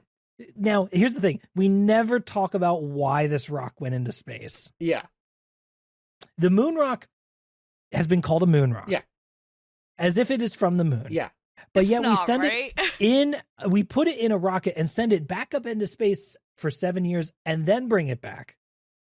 Whether it it's not intentionally sent back up into space because it was sitting on display in Metis's lab. Yes. But yet, when they put it in the capsule, nobody checks this vitally important capsule before it gets loaded on the rocket to make sure that it has the right shit inside of it. Yes. Everybody just goes, it's probably not good, right? Somebody else checked it, right? So here's what happens, right, is that they discuss who found the first body, Metis, from 7 years ago, and they go, it was a detective and 2 other people who went in to go get the rock, and then someone goes, well, that was the moment where Robert Fulbright could have planted evidence, and therefore would have been able to put the rock in the fucking capsule. Mm-hmm. And he goes, my blood's on the rock, prove it, moron. And then he goes, okay, let me go get the rock. And then he remembers that the rock was fucking bombed in the first case. Right. But if you look at the fucking photo and see that there is rock fragments, and we all go, okay, well, that's clearly the moon rock. And he goes, oh yeah, prove it. And then Phoenix Wright goes, okay, we literally have a moon rock. I checked my evidence earlier this court case. Athena Sykes is wearing it. Bobby, we got you. Bobby, shut the fuck up. You're dying. And he has his breakdown in which that like he feels emotion. Most importantly, his final mask is Phoenix Wright, and that's really sick, actually. Right. I know it was only a matter of time before that happened, right? Yeah, 100%. Like, the second he pulled it away and there was, like, another mask under, I was like, oh, this is gonna be Phoenix. I thought he was gonna be Apollo. Or Clay. That would have been... Yeah, I thought there was a medium chance of Clay. That would have been...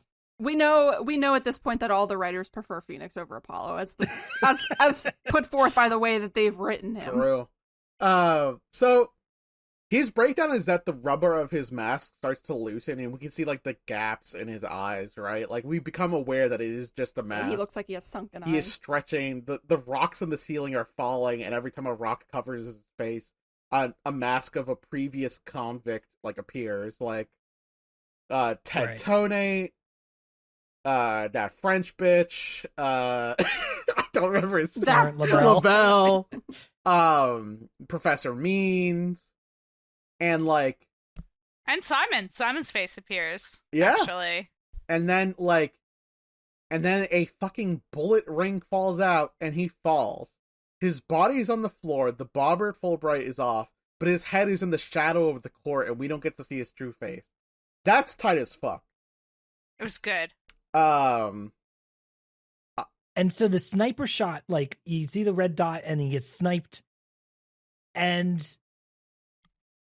then there's like this brief pause, like after you see the body in shadow. The judge goes, good heavens, that was strange. Anyway. Yeah, the judge goes, damn, somebody sniped in my own courtroom. Pretty messed up. Anyway, we should wrap this up. Well, I guess that's better than the bombing. It's just like, wait, shouldn't people be running for cover if a sniper shot somebody in through the roof of this, listen, everyone's built courtroom. different. They survived the horrors of a bombing. They're all right. Yeah, now they're just like, this is nothing to me. Listen, the only one who was in danger was the spy, because he was the one that if his identity was revealed, he had to be fucking silenced. So everyone else it's is still fine. just funny for everybody to just kind of deadpan, just go, damn, shit sucks for him. Oh well. If he was an X-Men, he would have been fine. If he wasn't Mysterio. So we wrap up the cases. We get Athena Sykes off the fucking hook. We get the confetti. And we find out... And the game is immediately like, oh, he's fine. The artist formerly known as Bobby. Yeah, didn't hit anything important. He's A-okay. He's at the hospital. hospital. I was like, if this game is rated M, he could have been dead. That would have been fine. Yeah, I actually do think he could have died, but maybe that would have been too much. Well, no, then the dark end of the law wouldn't be cleared, right? It's rated M. But Rose, the dark age of the law. The dark age of the law. The law wasn't the one who tried to assassinate. Well, how do we know that? Yeah. Remember that Bobby Fulbright says, but what does the court think? The audience thinks that neither of you can be trusted because you're the disgraced lawyer and the disgraced prosecutor. I'm on the side of justice. I'm justice. And that's the theme of the game. I don't trust the court either way. He does talk out loud. He goes, see, my identity hasn't been revealed yet. I'm good. I'm good. Everyone loves me. Like he's talking to whoever's He's talking to directly me in the audience. I'm there. I've got my Bobby Fulbright shirt on. So like, we're gonna buy you a Bobby. We find out what occurred. Robert Fulbright on it. We find out what occurred 7 years ago. We find out that Robert Fulbright snuck in, killed Bobbert Fulbright, snuck in, killed Metis, was attacked by Athena Sykes, knocks Athena Sykes out, set up the scene so that he doesn't even set up the scene. It gets set up by accident because of Athena. He leaves. He just dips. He fucking puts the moon rock in the capsule. Yeah. He's fucking out of there. Simon walks in, sees Athena, who just lifted the body onto the table, goes, I'm gonna fix her, and then his mind gets shattered, and he goes, I gotta take the hit. She's like 11 years old. I can't let her get the fucking death sentence. Low-key kind of a sick move. Thank you, Simon. Yeah, I actually This is Japan-Fornia. They send kids to prison here. I gotta take it. He's a prosecutor. He knows that you can send kids to prison. Exactly. So he takes the hit for everything. Actual severely good guy, Simon Blackwell. Yeah, I love him. I'm all for Simon now. I'm on Team Simon. And then he takes the hit. He's seen... You know who else is on Team Simon? Or Blackwell? Bobby Fulbright. Bobby Fulbright, true. Literally. What I think the craziest part is that one of the defining features of Simon's conviction is the fact that they had evidence of Simon being the only person to leave the room. But if you rewind 30 minutes before, you see another person leave the room. A guy covering his face, wearing a mask with blood all over his hand. Wearing the jacket of the murder victim. And the notebook. Now you're telling me 7 years ago, these motherfuckers didn't rewind 30 minutes? Anyway. One was 7 Not the years first ago. time shit's been put off due to incompetence. It was the dark age of the law, dude. I don't know what to tell Who you. prosecuted Simon's case? It must have been... Good question. It wasn't Christoph, because Christoph's a lawyer. It was probably Winston Payne. Like It was Maybe. Gaspin. it was Gaspin probably. Payne. Gaspin I Payne. hate that guy too. Yeah, I hate him. I like Winston more. true. Because Gaspin does get confirmed for fucking up and is fucking manufacturing evidence. So that is what happened 7 years ago. This bombing was straight. You know what, audience? I'm looking you dead in the eye. This bombing's really confusing. Just go play the game. I'm not repeating that shit. Tiago said, "Look into my eyes so I can psycho eye attack." I use my fucking optic blast. All that to say, basically, is that the Rock Optic comes blast. back after 7 years, and that's why The Phantom, aka Bobby Faubright, had to come back. yes, Right. he has to come back That's and why. finish the job. I think And erase the Rock and make sure that no trace of him is left behind. this is the most well written case in the game. It's also the most fucking complicated. There's a fucking it is so much mean, shit going on. I didn't even find any of the puzzles like for this whole game. Like there wasn't, which is I guess a good thing, you know, because we used to complain a lot about like I couldn't figure out what the piece of evidence was, and that has been decreasing as the games go on. I think the games You are a know? lot more like obvious now about being like, oh, I need evidence that specifically disproves this sentence. Like Yeah, there's a lot fewer trick nonsense, you know. in previous games, they just said, oh, I need evidence for this. Whereas nowadays, it's like, oh, I need evidence that this thing occurred. And now that we have this thing, we know exactly what evidence to produce. So I think the game is getting easier as time goes on, which I'm fine with, Yeah. honestly. It's a visual novel. Because, like, you know, it was frustrating, too, when you would just... I remember being, Not like, know. stuck for ages, just, like, trying every piece of evidence, almost, when it Yeah. felt like... and using up all of your health. and trying then to having figure out, like, what the reload. fuck does the judge think will prove this, you know? I think I got hit once during this entire game. Yeah, it really has not been very bad Yeah. lately, which is good overall, I think. God bless. But the cases It are kind just of makes complicated. it just kind of makes the story less like arduous to follow. Yeah. Yeah. and keeps you like invested in what's going on. I think Yeah, I don't break my focus to get, like, angry. I think You the know? only damning thing well, let's be clear. I don't think this is my favorite game. This has one of my favorite villains, Bobby Floorbright, but he needed the entire game to be like made good. I mean, it was a He slow was build. enjoyable A slow up build, and it until- paid off. Yeah. Yeah, I think here's something that's damning, and I will say it. There isn't a group photo at the very end. They all get out. Yeah. They go onto the courtroom. Phoenix Wright doesn't get asked a weird question where he has to produce evidence to make the client feel like they were loved. I did feel like Mhm. the like final conclusion was like a little too cheap, like a little too like anime friendship power, like. you're gonna buy everyone noodles, right? Objection. Objection. Well, that was fine, but like, you know, the end, I was a little disappointed that they had the artist formerly known as Bobby Fulbright like alive. actually feel I was like, I kind of wanted him to stay emotionless. Yeah. Although the like him wearing the Phoenix mask and like freaking out was kind of a cool animation. I think I was kind of disappointed by him freaking out at the power of 3 people pointing Friendship. at him and saying, you have to learn how to trust other people so you can be brave. I was like, come on, man, this guy kills people. Like, dude, imagine pointing at Hannibal Lecter and being like, you just haven't experienced friendship, man. yeah, that's literally what it felt Not like. not via your taste Yeah, buds. not via your taste buds. Honestly, Hannibal Lecter, has anyone just held your hand recently? He goes, I ate people. Yeah, I ate their hand. that's kind of what it feels like. I held their hand in my digestive. And my tract. yeah, I put his hand It's with a rated M, and that, like, it's okay. It doesn't have to be I think it was power, the power of friendship Yeah, solving yeah. everything. Yeah. It's funny because, again, some of these interviews that I've been reading with Yamazaki and Ishiro, it is funny that actually does come up. Like, the producer, Ishiro, says, like, it is kind of interesting, Yamazaki. You really do like the, like, youthful energy of, like, the power of friendship and people teaming up and, like, going, like, yeah, if we all just work together, we can make things work out. And Yamazaki kind of sheepishly goes, like, yeah, I guess I do. I guess I do kind of like that. I don't know. It just kind of ends up that way when I'm writing my stories. And it's like... I mean, I Yeah, like dog, it it too. happens. I get it. I love a shonen. I love a sports anime, you know? It just felt out of place for the game that we have been playing so far. Same thing Right. with the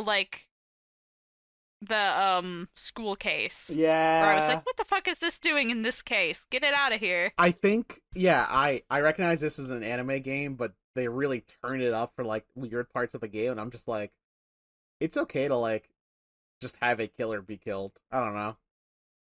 Mhm. Remember when Acro the Bat got fucking paralyzed for a long time, and then Remember when Dahlia Hawthorne was killed? yeah, And then we sent her ghost to hell? we sent her ghost to hell. Acro concocted a scheme to kill a circus teenager, and I don't know, man. I feel like this game was. I do like Bobby Fulbright a lot, but I feel like when it comes to landing the cases, where it's like, all right, we got the villain, and the villain goes, "Oh, I would have gotten away with it too if you weren't for you meddling kids." I'm just like, we're adults. And you 34 Yeah, year you olds. 34-year-olds. Like, we're adults here. You're getting the death sentence, Bobby. Yeah, and you killed a lot of people. Bobby gets saved from the sniper shot just to get the death sentence the next day. I mean, they're probably not gonna. The government of Japanifornia Oh, yeah. is gonna take him into custody and, I don't know, put him in Guantanamo or whatever. He's gonna probably. He might either go to Never mind. I was gonna say something else, but holy This game's shit. rated M now, so I can say that. Guantanamo. Guantanamo 40. Oh, I shouldn't have tried to take a sip of water when you said that. I think so. Like, I like this game a lot, but there are some moments where I'm like, all right, dude, I get it, and then there are some moments where I'm like, oh, I'm pogging at the screen, like Bobby Fulbright being the villain. Yeah. Right. Overall, I'm happy. Yeah, It was weird that they got to go to the As long as- NASA like launch room and Shiro Solomon in on. the credits. they should. Although That was a little cringe. They're like, It "You was a can little do it, cringe, buddy. however, Believe in yourself." there is a shot that shows Aura Blackwell with her hair down, looking out a Mhm. window, In the and clink. I'd like to. I'm turned around on her now. Yeah. I think you know what I think it is. I think it's those cat girl hair ear anime buns. For me, it was supposed to make her look like one of those like Saturday morning cartoon villains. Yeah, I only. Yeah, like the lady from Power Rangers. Yeah, I like Yeah. that. But like on her it works, you know. Yeah, Rita Repulsa can pull it off. I don't know about Aura Blackwell. Yeah, I don't know. I mean, I do know. Also, like, in my heart, you she know, does pull it off. She walked into I that don't- first case. I don't fuck with fake cat ears. I need real cat ears Mhm, or nothing. mhm.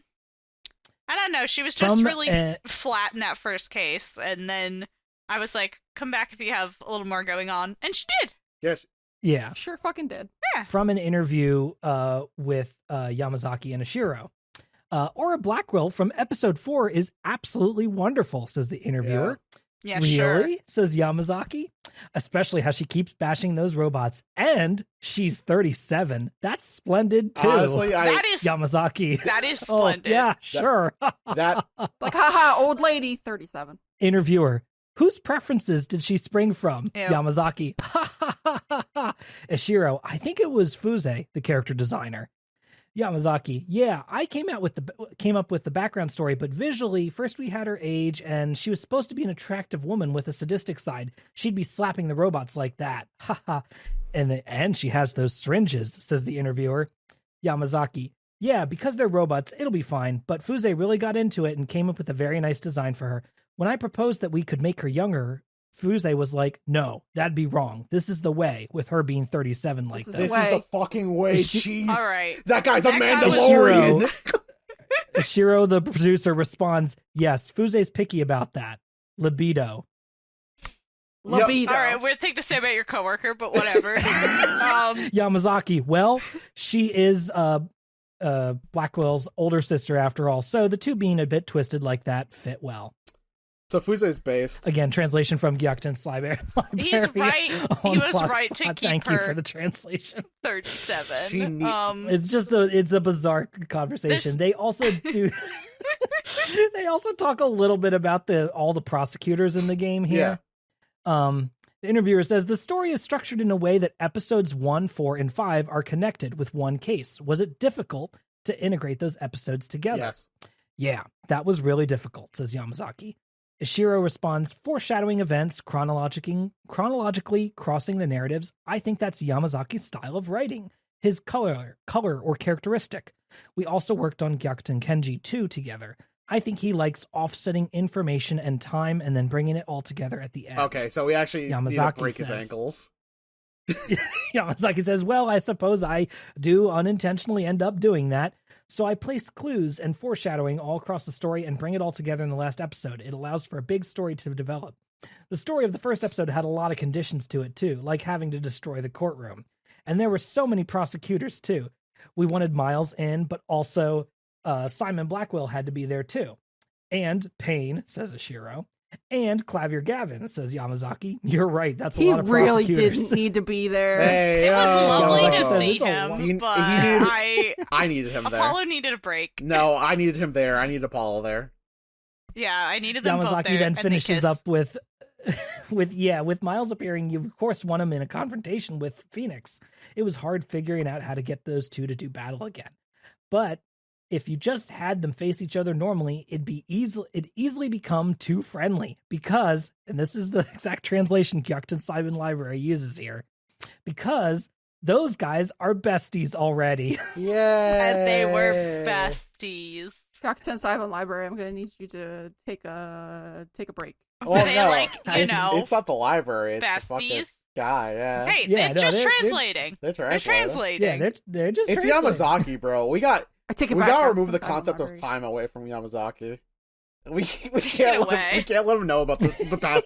We need to take the idea of friendship away from people who don't understand homosexuality. I mean, listen, both can exist in a beautiful space that is wonderful Right. and lovely and welcoming for everyone. However, Miles and Phoenix are gay married. They are. This is not up for debate. This is gonna affect my Bobby Blackwell show. It is going to change things. This is going to affect the trout population. This for sure. I was thinking about that too. I was like, this changes things a lot. I don't hate it, but it is different now. It's weird to think that Yeah. like. Never mind. Trout population affected.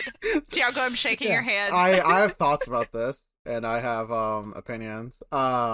We should have like Rose and Tiago's like special episode where we just like dish about all our ships. Okay, that'll be a. We don't have a Patreon, but that will be a Patreon episode.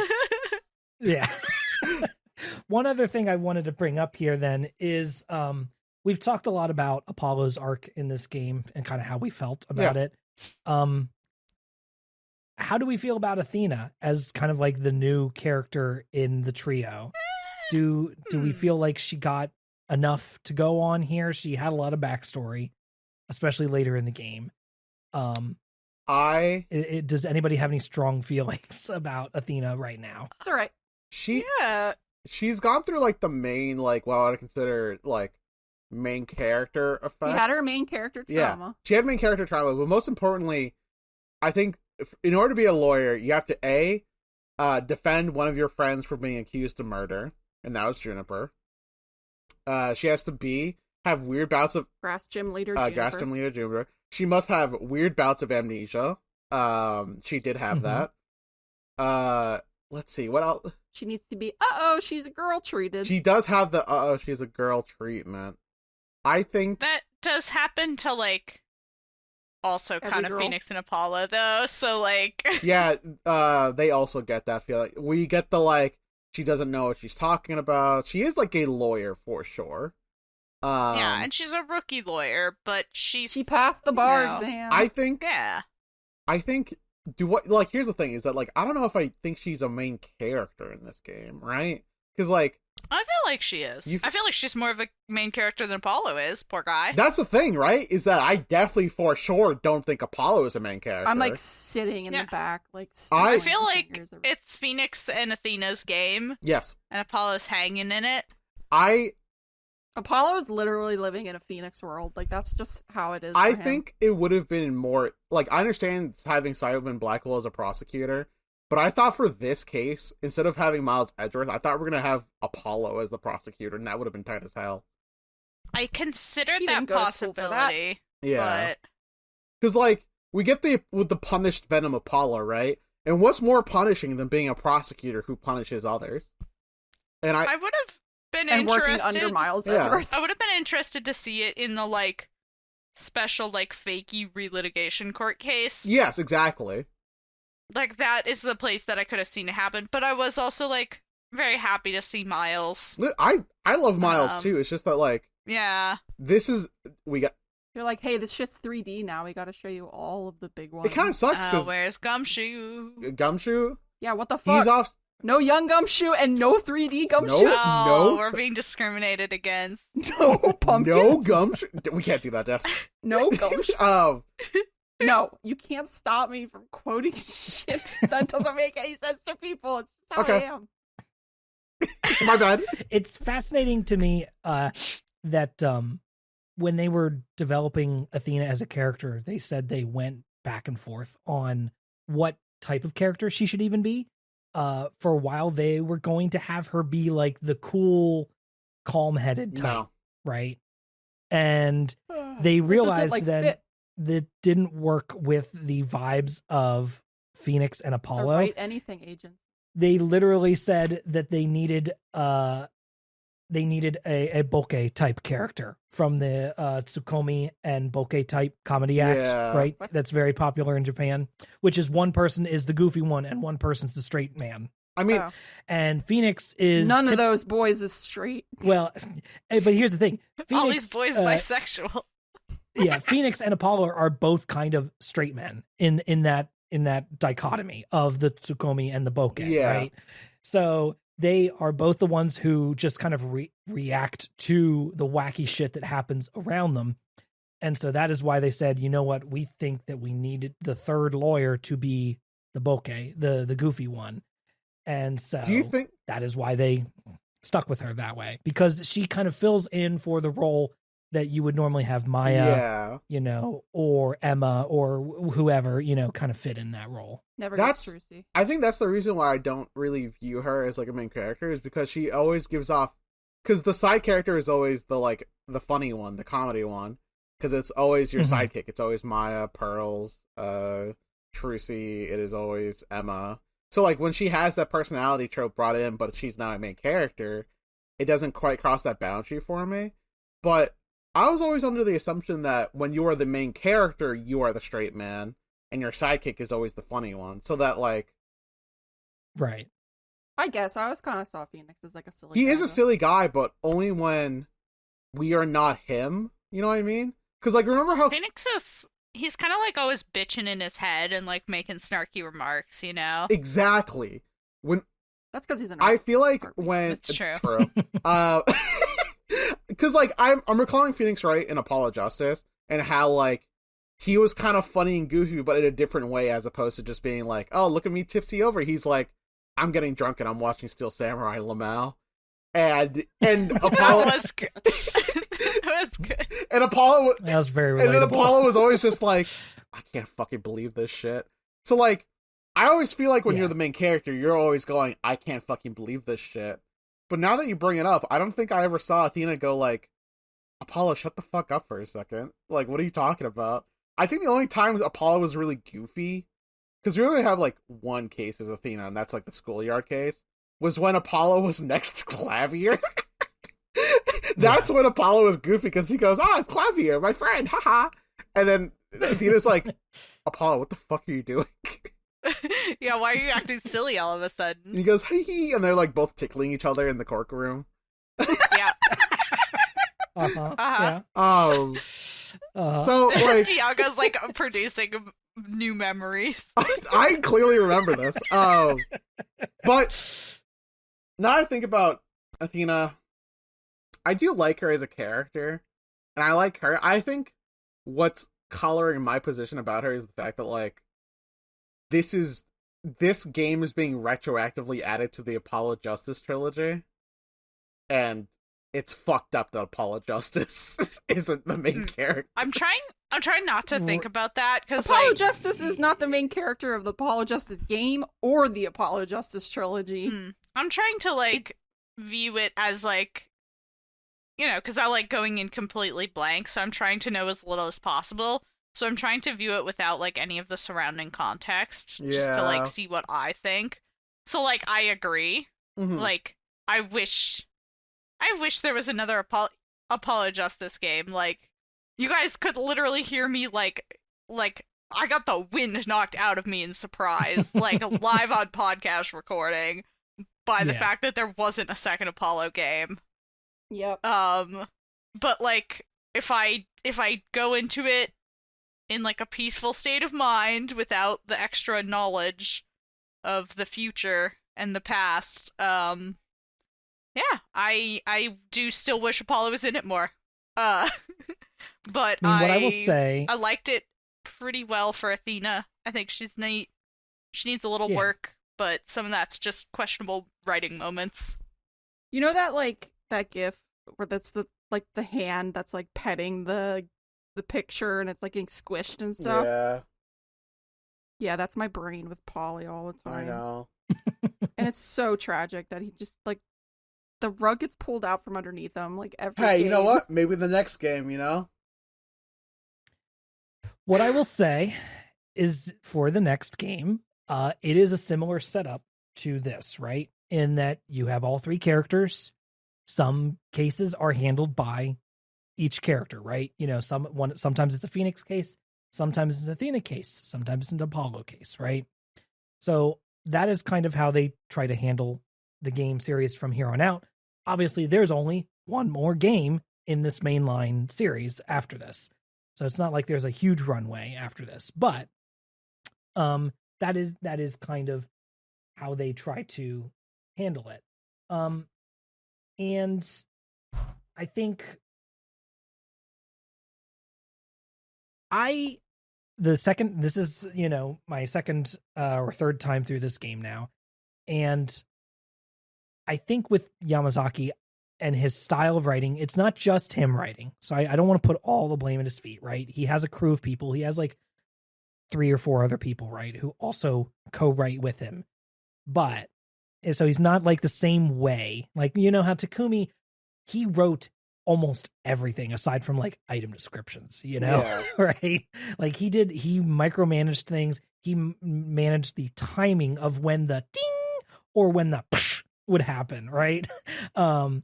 And whereas here, I think Yamazaki's a little more hands off. He was originally going to do an Investigations 3 after this, but instead, since Takumi was no longer involved, they heard a lot of fan demand for a 5th Ace Attorney mainline game, and they said, okay, it's time for us to make that jump to 3D. It's time for us to go ahead and make another one of these, because if we do an Investigations 3 and wait even longer for Game 5, we think that the fans are going to get upset, is kind of the way they put it. So they do that. And I think his style of writing, you can see it now that we've played Investigations 1 and 2, and then going into 5 here. It's just, he loves his convoluted interlocking timelines, right? He loves to swap in past and future stuff so that you can kind of all hopefully culminate in the final case, everything linking together. But also sometimes that's just really hard to keep track of everything. It's just hard to keep track of what's like the timing of everything sometimes until eventually you just turn your brain off. Yeah. And unfortunately, as much as I like, there's a lot of moments in this game that I really like, right? Like, I love the Bobby Fulbright bit, right? I think that's a great lead up into this final villain. It's a great way to basically, I think it is, in some ways, it solves some issues of the like Von Karma thing, which is like where Manfred Von Karma kind of shows up in the fourth and final case of game one, and it's like, boom, he's here. All right, main villain time. And you go, man, I wish this was in the rest of the game. Right. And so here you get Bobby the whole time. So you get to build up a connection with him. So when that moment happens, it hits. You've got more ammo in the chamber to make that moment land. And so I really like that. I just think that by virtue of the fact that you now have 3 main characters, a lot of them get short shrift. We unfortunately basically leave Trucy in the dust. We get Pearly to kind of show up and basically say, hi, I'm here to explain how magic works. Bye. We get acknowledges Maya for 1 second. Yeah, we get Phoenix to kind of have some stuff going on here, but he doesn't really get necessarily much of a character arc per se. He kind of just is like, hey, actually, secretly this whole time I was coming back to do that part of this plan. Apollo gets half of an arc, right? Then the problem is I really wish that we would have gotten to see some of Apollo's quote unquote rogue investigation from his perspective. Or else we find some way to make the middle case, like this school case, happen at a different point in the timeline so that Athena can do that case on her own, and we get Apollo interweaving and sometimes popping in and popping out constantly the whole way through the game, showing up in his cool coat and going, yeah, I'm still working on this secret project. I'm still investigating, and we get a little bit of that. Or, we come back in later and just maybe just get a whole segment, a whole courtroom or a whole investigation segment that's just him. Mm-hmm. Something to give his perspective a little bit more weight, because unfortunately to me, it feels like he just leaves and then appears and goes, Phoenix Wright, save me, please. I would like it if, I think it would be a cool idea to have the game like split up into like 3 definitive different segments. Like one for each character. And I think obviously instead of that doing wasn't the timelines converging, you could do characters converging. Or even if the timeline does converge, like what if all these things happen more or less at the same time, then he could still get his convoluted interlocking timeline, and each character still gets to do like a case or 2, if it's the last one. Everybody, the last one comes together or whatever. Or Phoenix does the end segment and his is just longer, whatever. Mm-hmm. Mm-hmm. I would like a little more like differentiation between the segments. And also, I don't know, I just the timeliney nonsense, it doesn't really suit me, but in the end, the last case, weirdly enough, did kind of pull it together for me, even though the details didn't matter as much, which is maybe a condemnation, but I was having fun, so kind of saved if you're it. Having fun, that's yeah. I was joking that's that an important part to my roommate the second Miles showed back up, I was like, suddenly I was like, oh, I can't stop playing. Like, earlier I would find out what happens now. I would have to sit down and start a timer and say you have to play for, 1 hour and 30 minutes or whatever, And then Miles was there and I was like, oh, I have to go to bed? No, thank you. Picks up book, it says reason to live, opens, smiles at you. And I don't know if that's just because, like, I'm a simp or, like, what? But it did get I think it was just the last case was definitely the best written. Even though it did have a few little funky bits in there. And it was a really strong finish. Yeah. Strong finish is important, I think. Yeah, and it can carry right? It carried this game for me super hard, because now I'm coming off on the more positive overall. Yeah. I like it more than Investigations 2. I think that's actually been my least favorite of all the games we've played. Hot take. Even though Miles was in that. So Miles was the main character. yeah. You know what? Despite Sebastian the Best. Oh being no, in two. I loved him so much though. All right, let's take Life Investigation is so 1. hard. I can't rank Investigation things. I'm 1 is the terrible worst at it. one. Never mind. Investigation 1 is terrible because it doesn't have Simon the best. Okay, yeah. I think the second half of Investigation 1, the first half was really fun and novel, and then they used up all their good ideas. Bro. I think, yeah, if I remember correctly, Investigations for me was the last time I physically bought an Ace Attorney game. Because then, I don't remember what year that was, but I flew through that game. Ben and I started dating, and then I just watched him I just play. realized that American audiences didn't get to see Sebastian the Best, and that's actually something we're deprived of. Oh my god. Just, if you didn't, just go look him up. Just go look him up.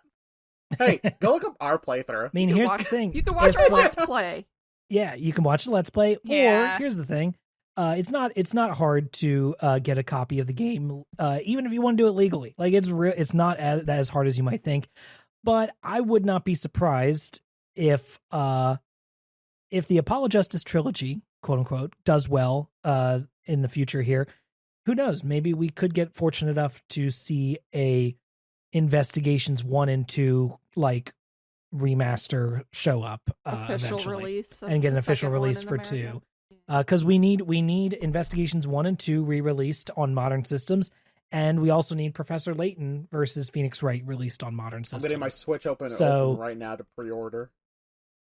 Yeah, hopefully, maybe we could get a big spin-offs pack with all three of those one day. But maybe you're listening to Capcom this hire podcast us. a couple years in the future, and you're like, I don't understand why they're asking for this. It's already out. I hope that's the case, Yeah, right? we all pray. So, but yeah. So that is the main block of Ace Attorney 5: Dual Destinies. We are going to be taking a break then for the holidays. We are. But we'll be back in It's almost January. Christmas. We'll be back in Yeah, I January need a break for the as we holidays. play the DLC case. The DLC case came out about let me see here. It was about a month after the game came out. Let me look at my notes here because I have it here.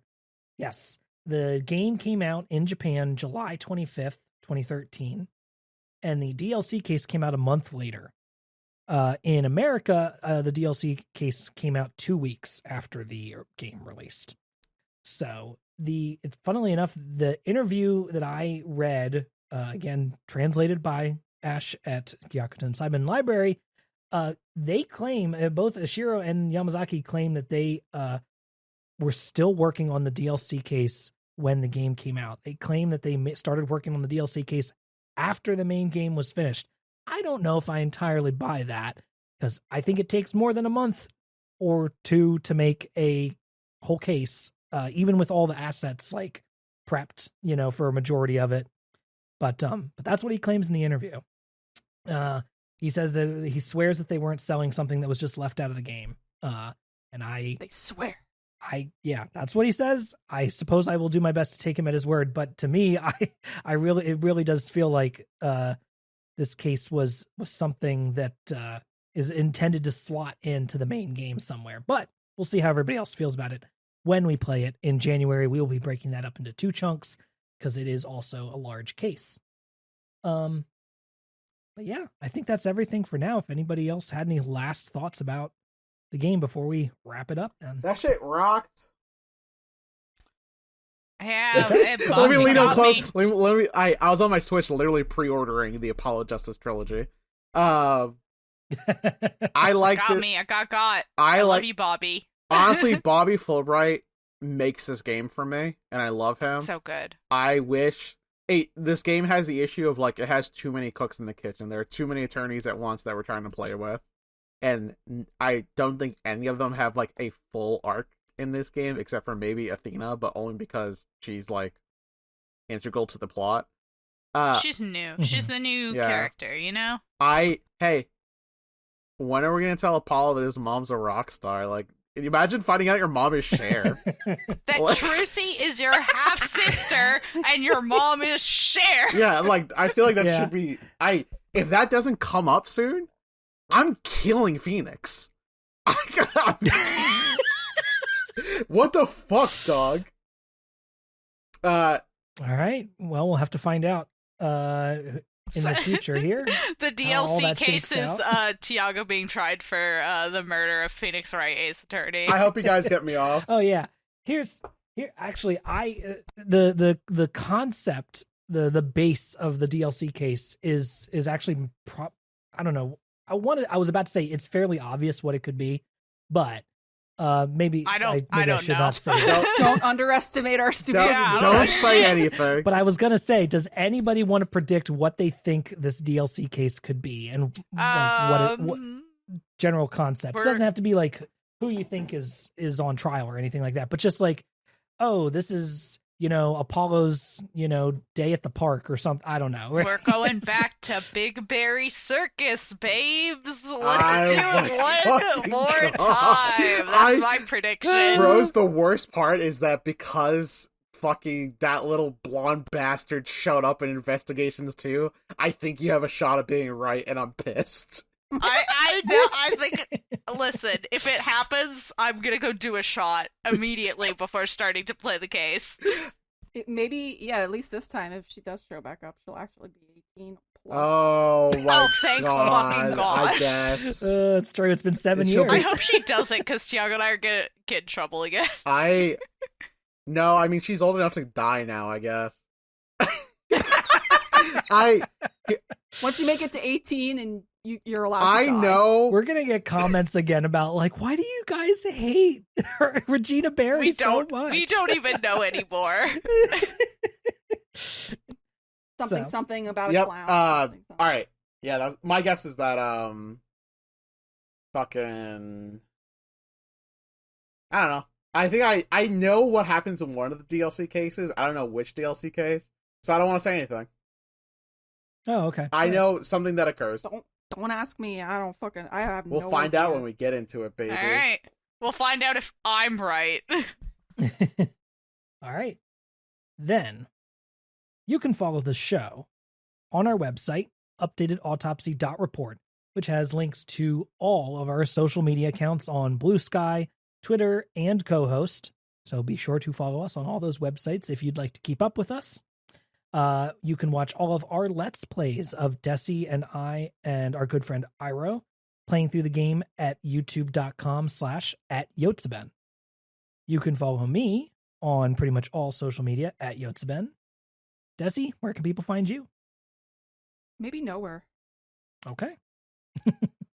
Tiago? At Tiago S. Dutra on Twitter, Linktree in bio. And Rose.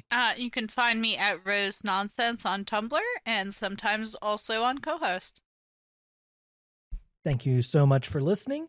We hope that you'll rate and review us on Apple Podcasts or your favorite podcast platform of choice. And Happy New Year. Happy New Year. Merry Christmas, happy holidays, all that good stuff. Happy, merry, happy. Yeah, merry, happy holidays. Welcome, whatever you Yule. celebrate. Yeah.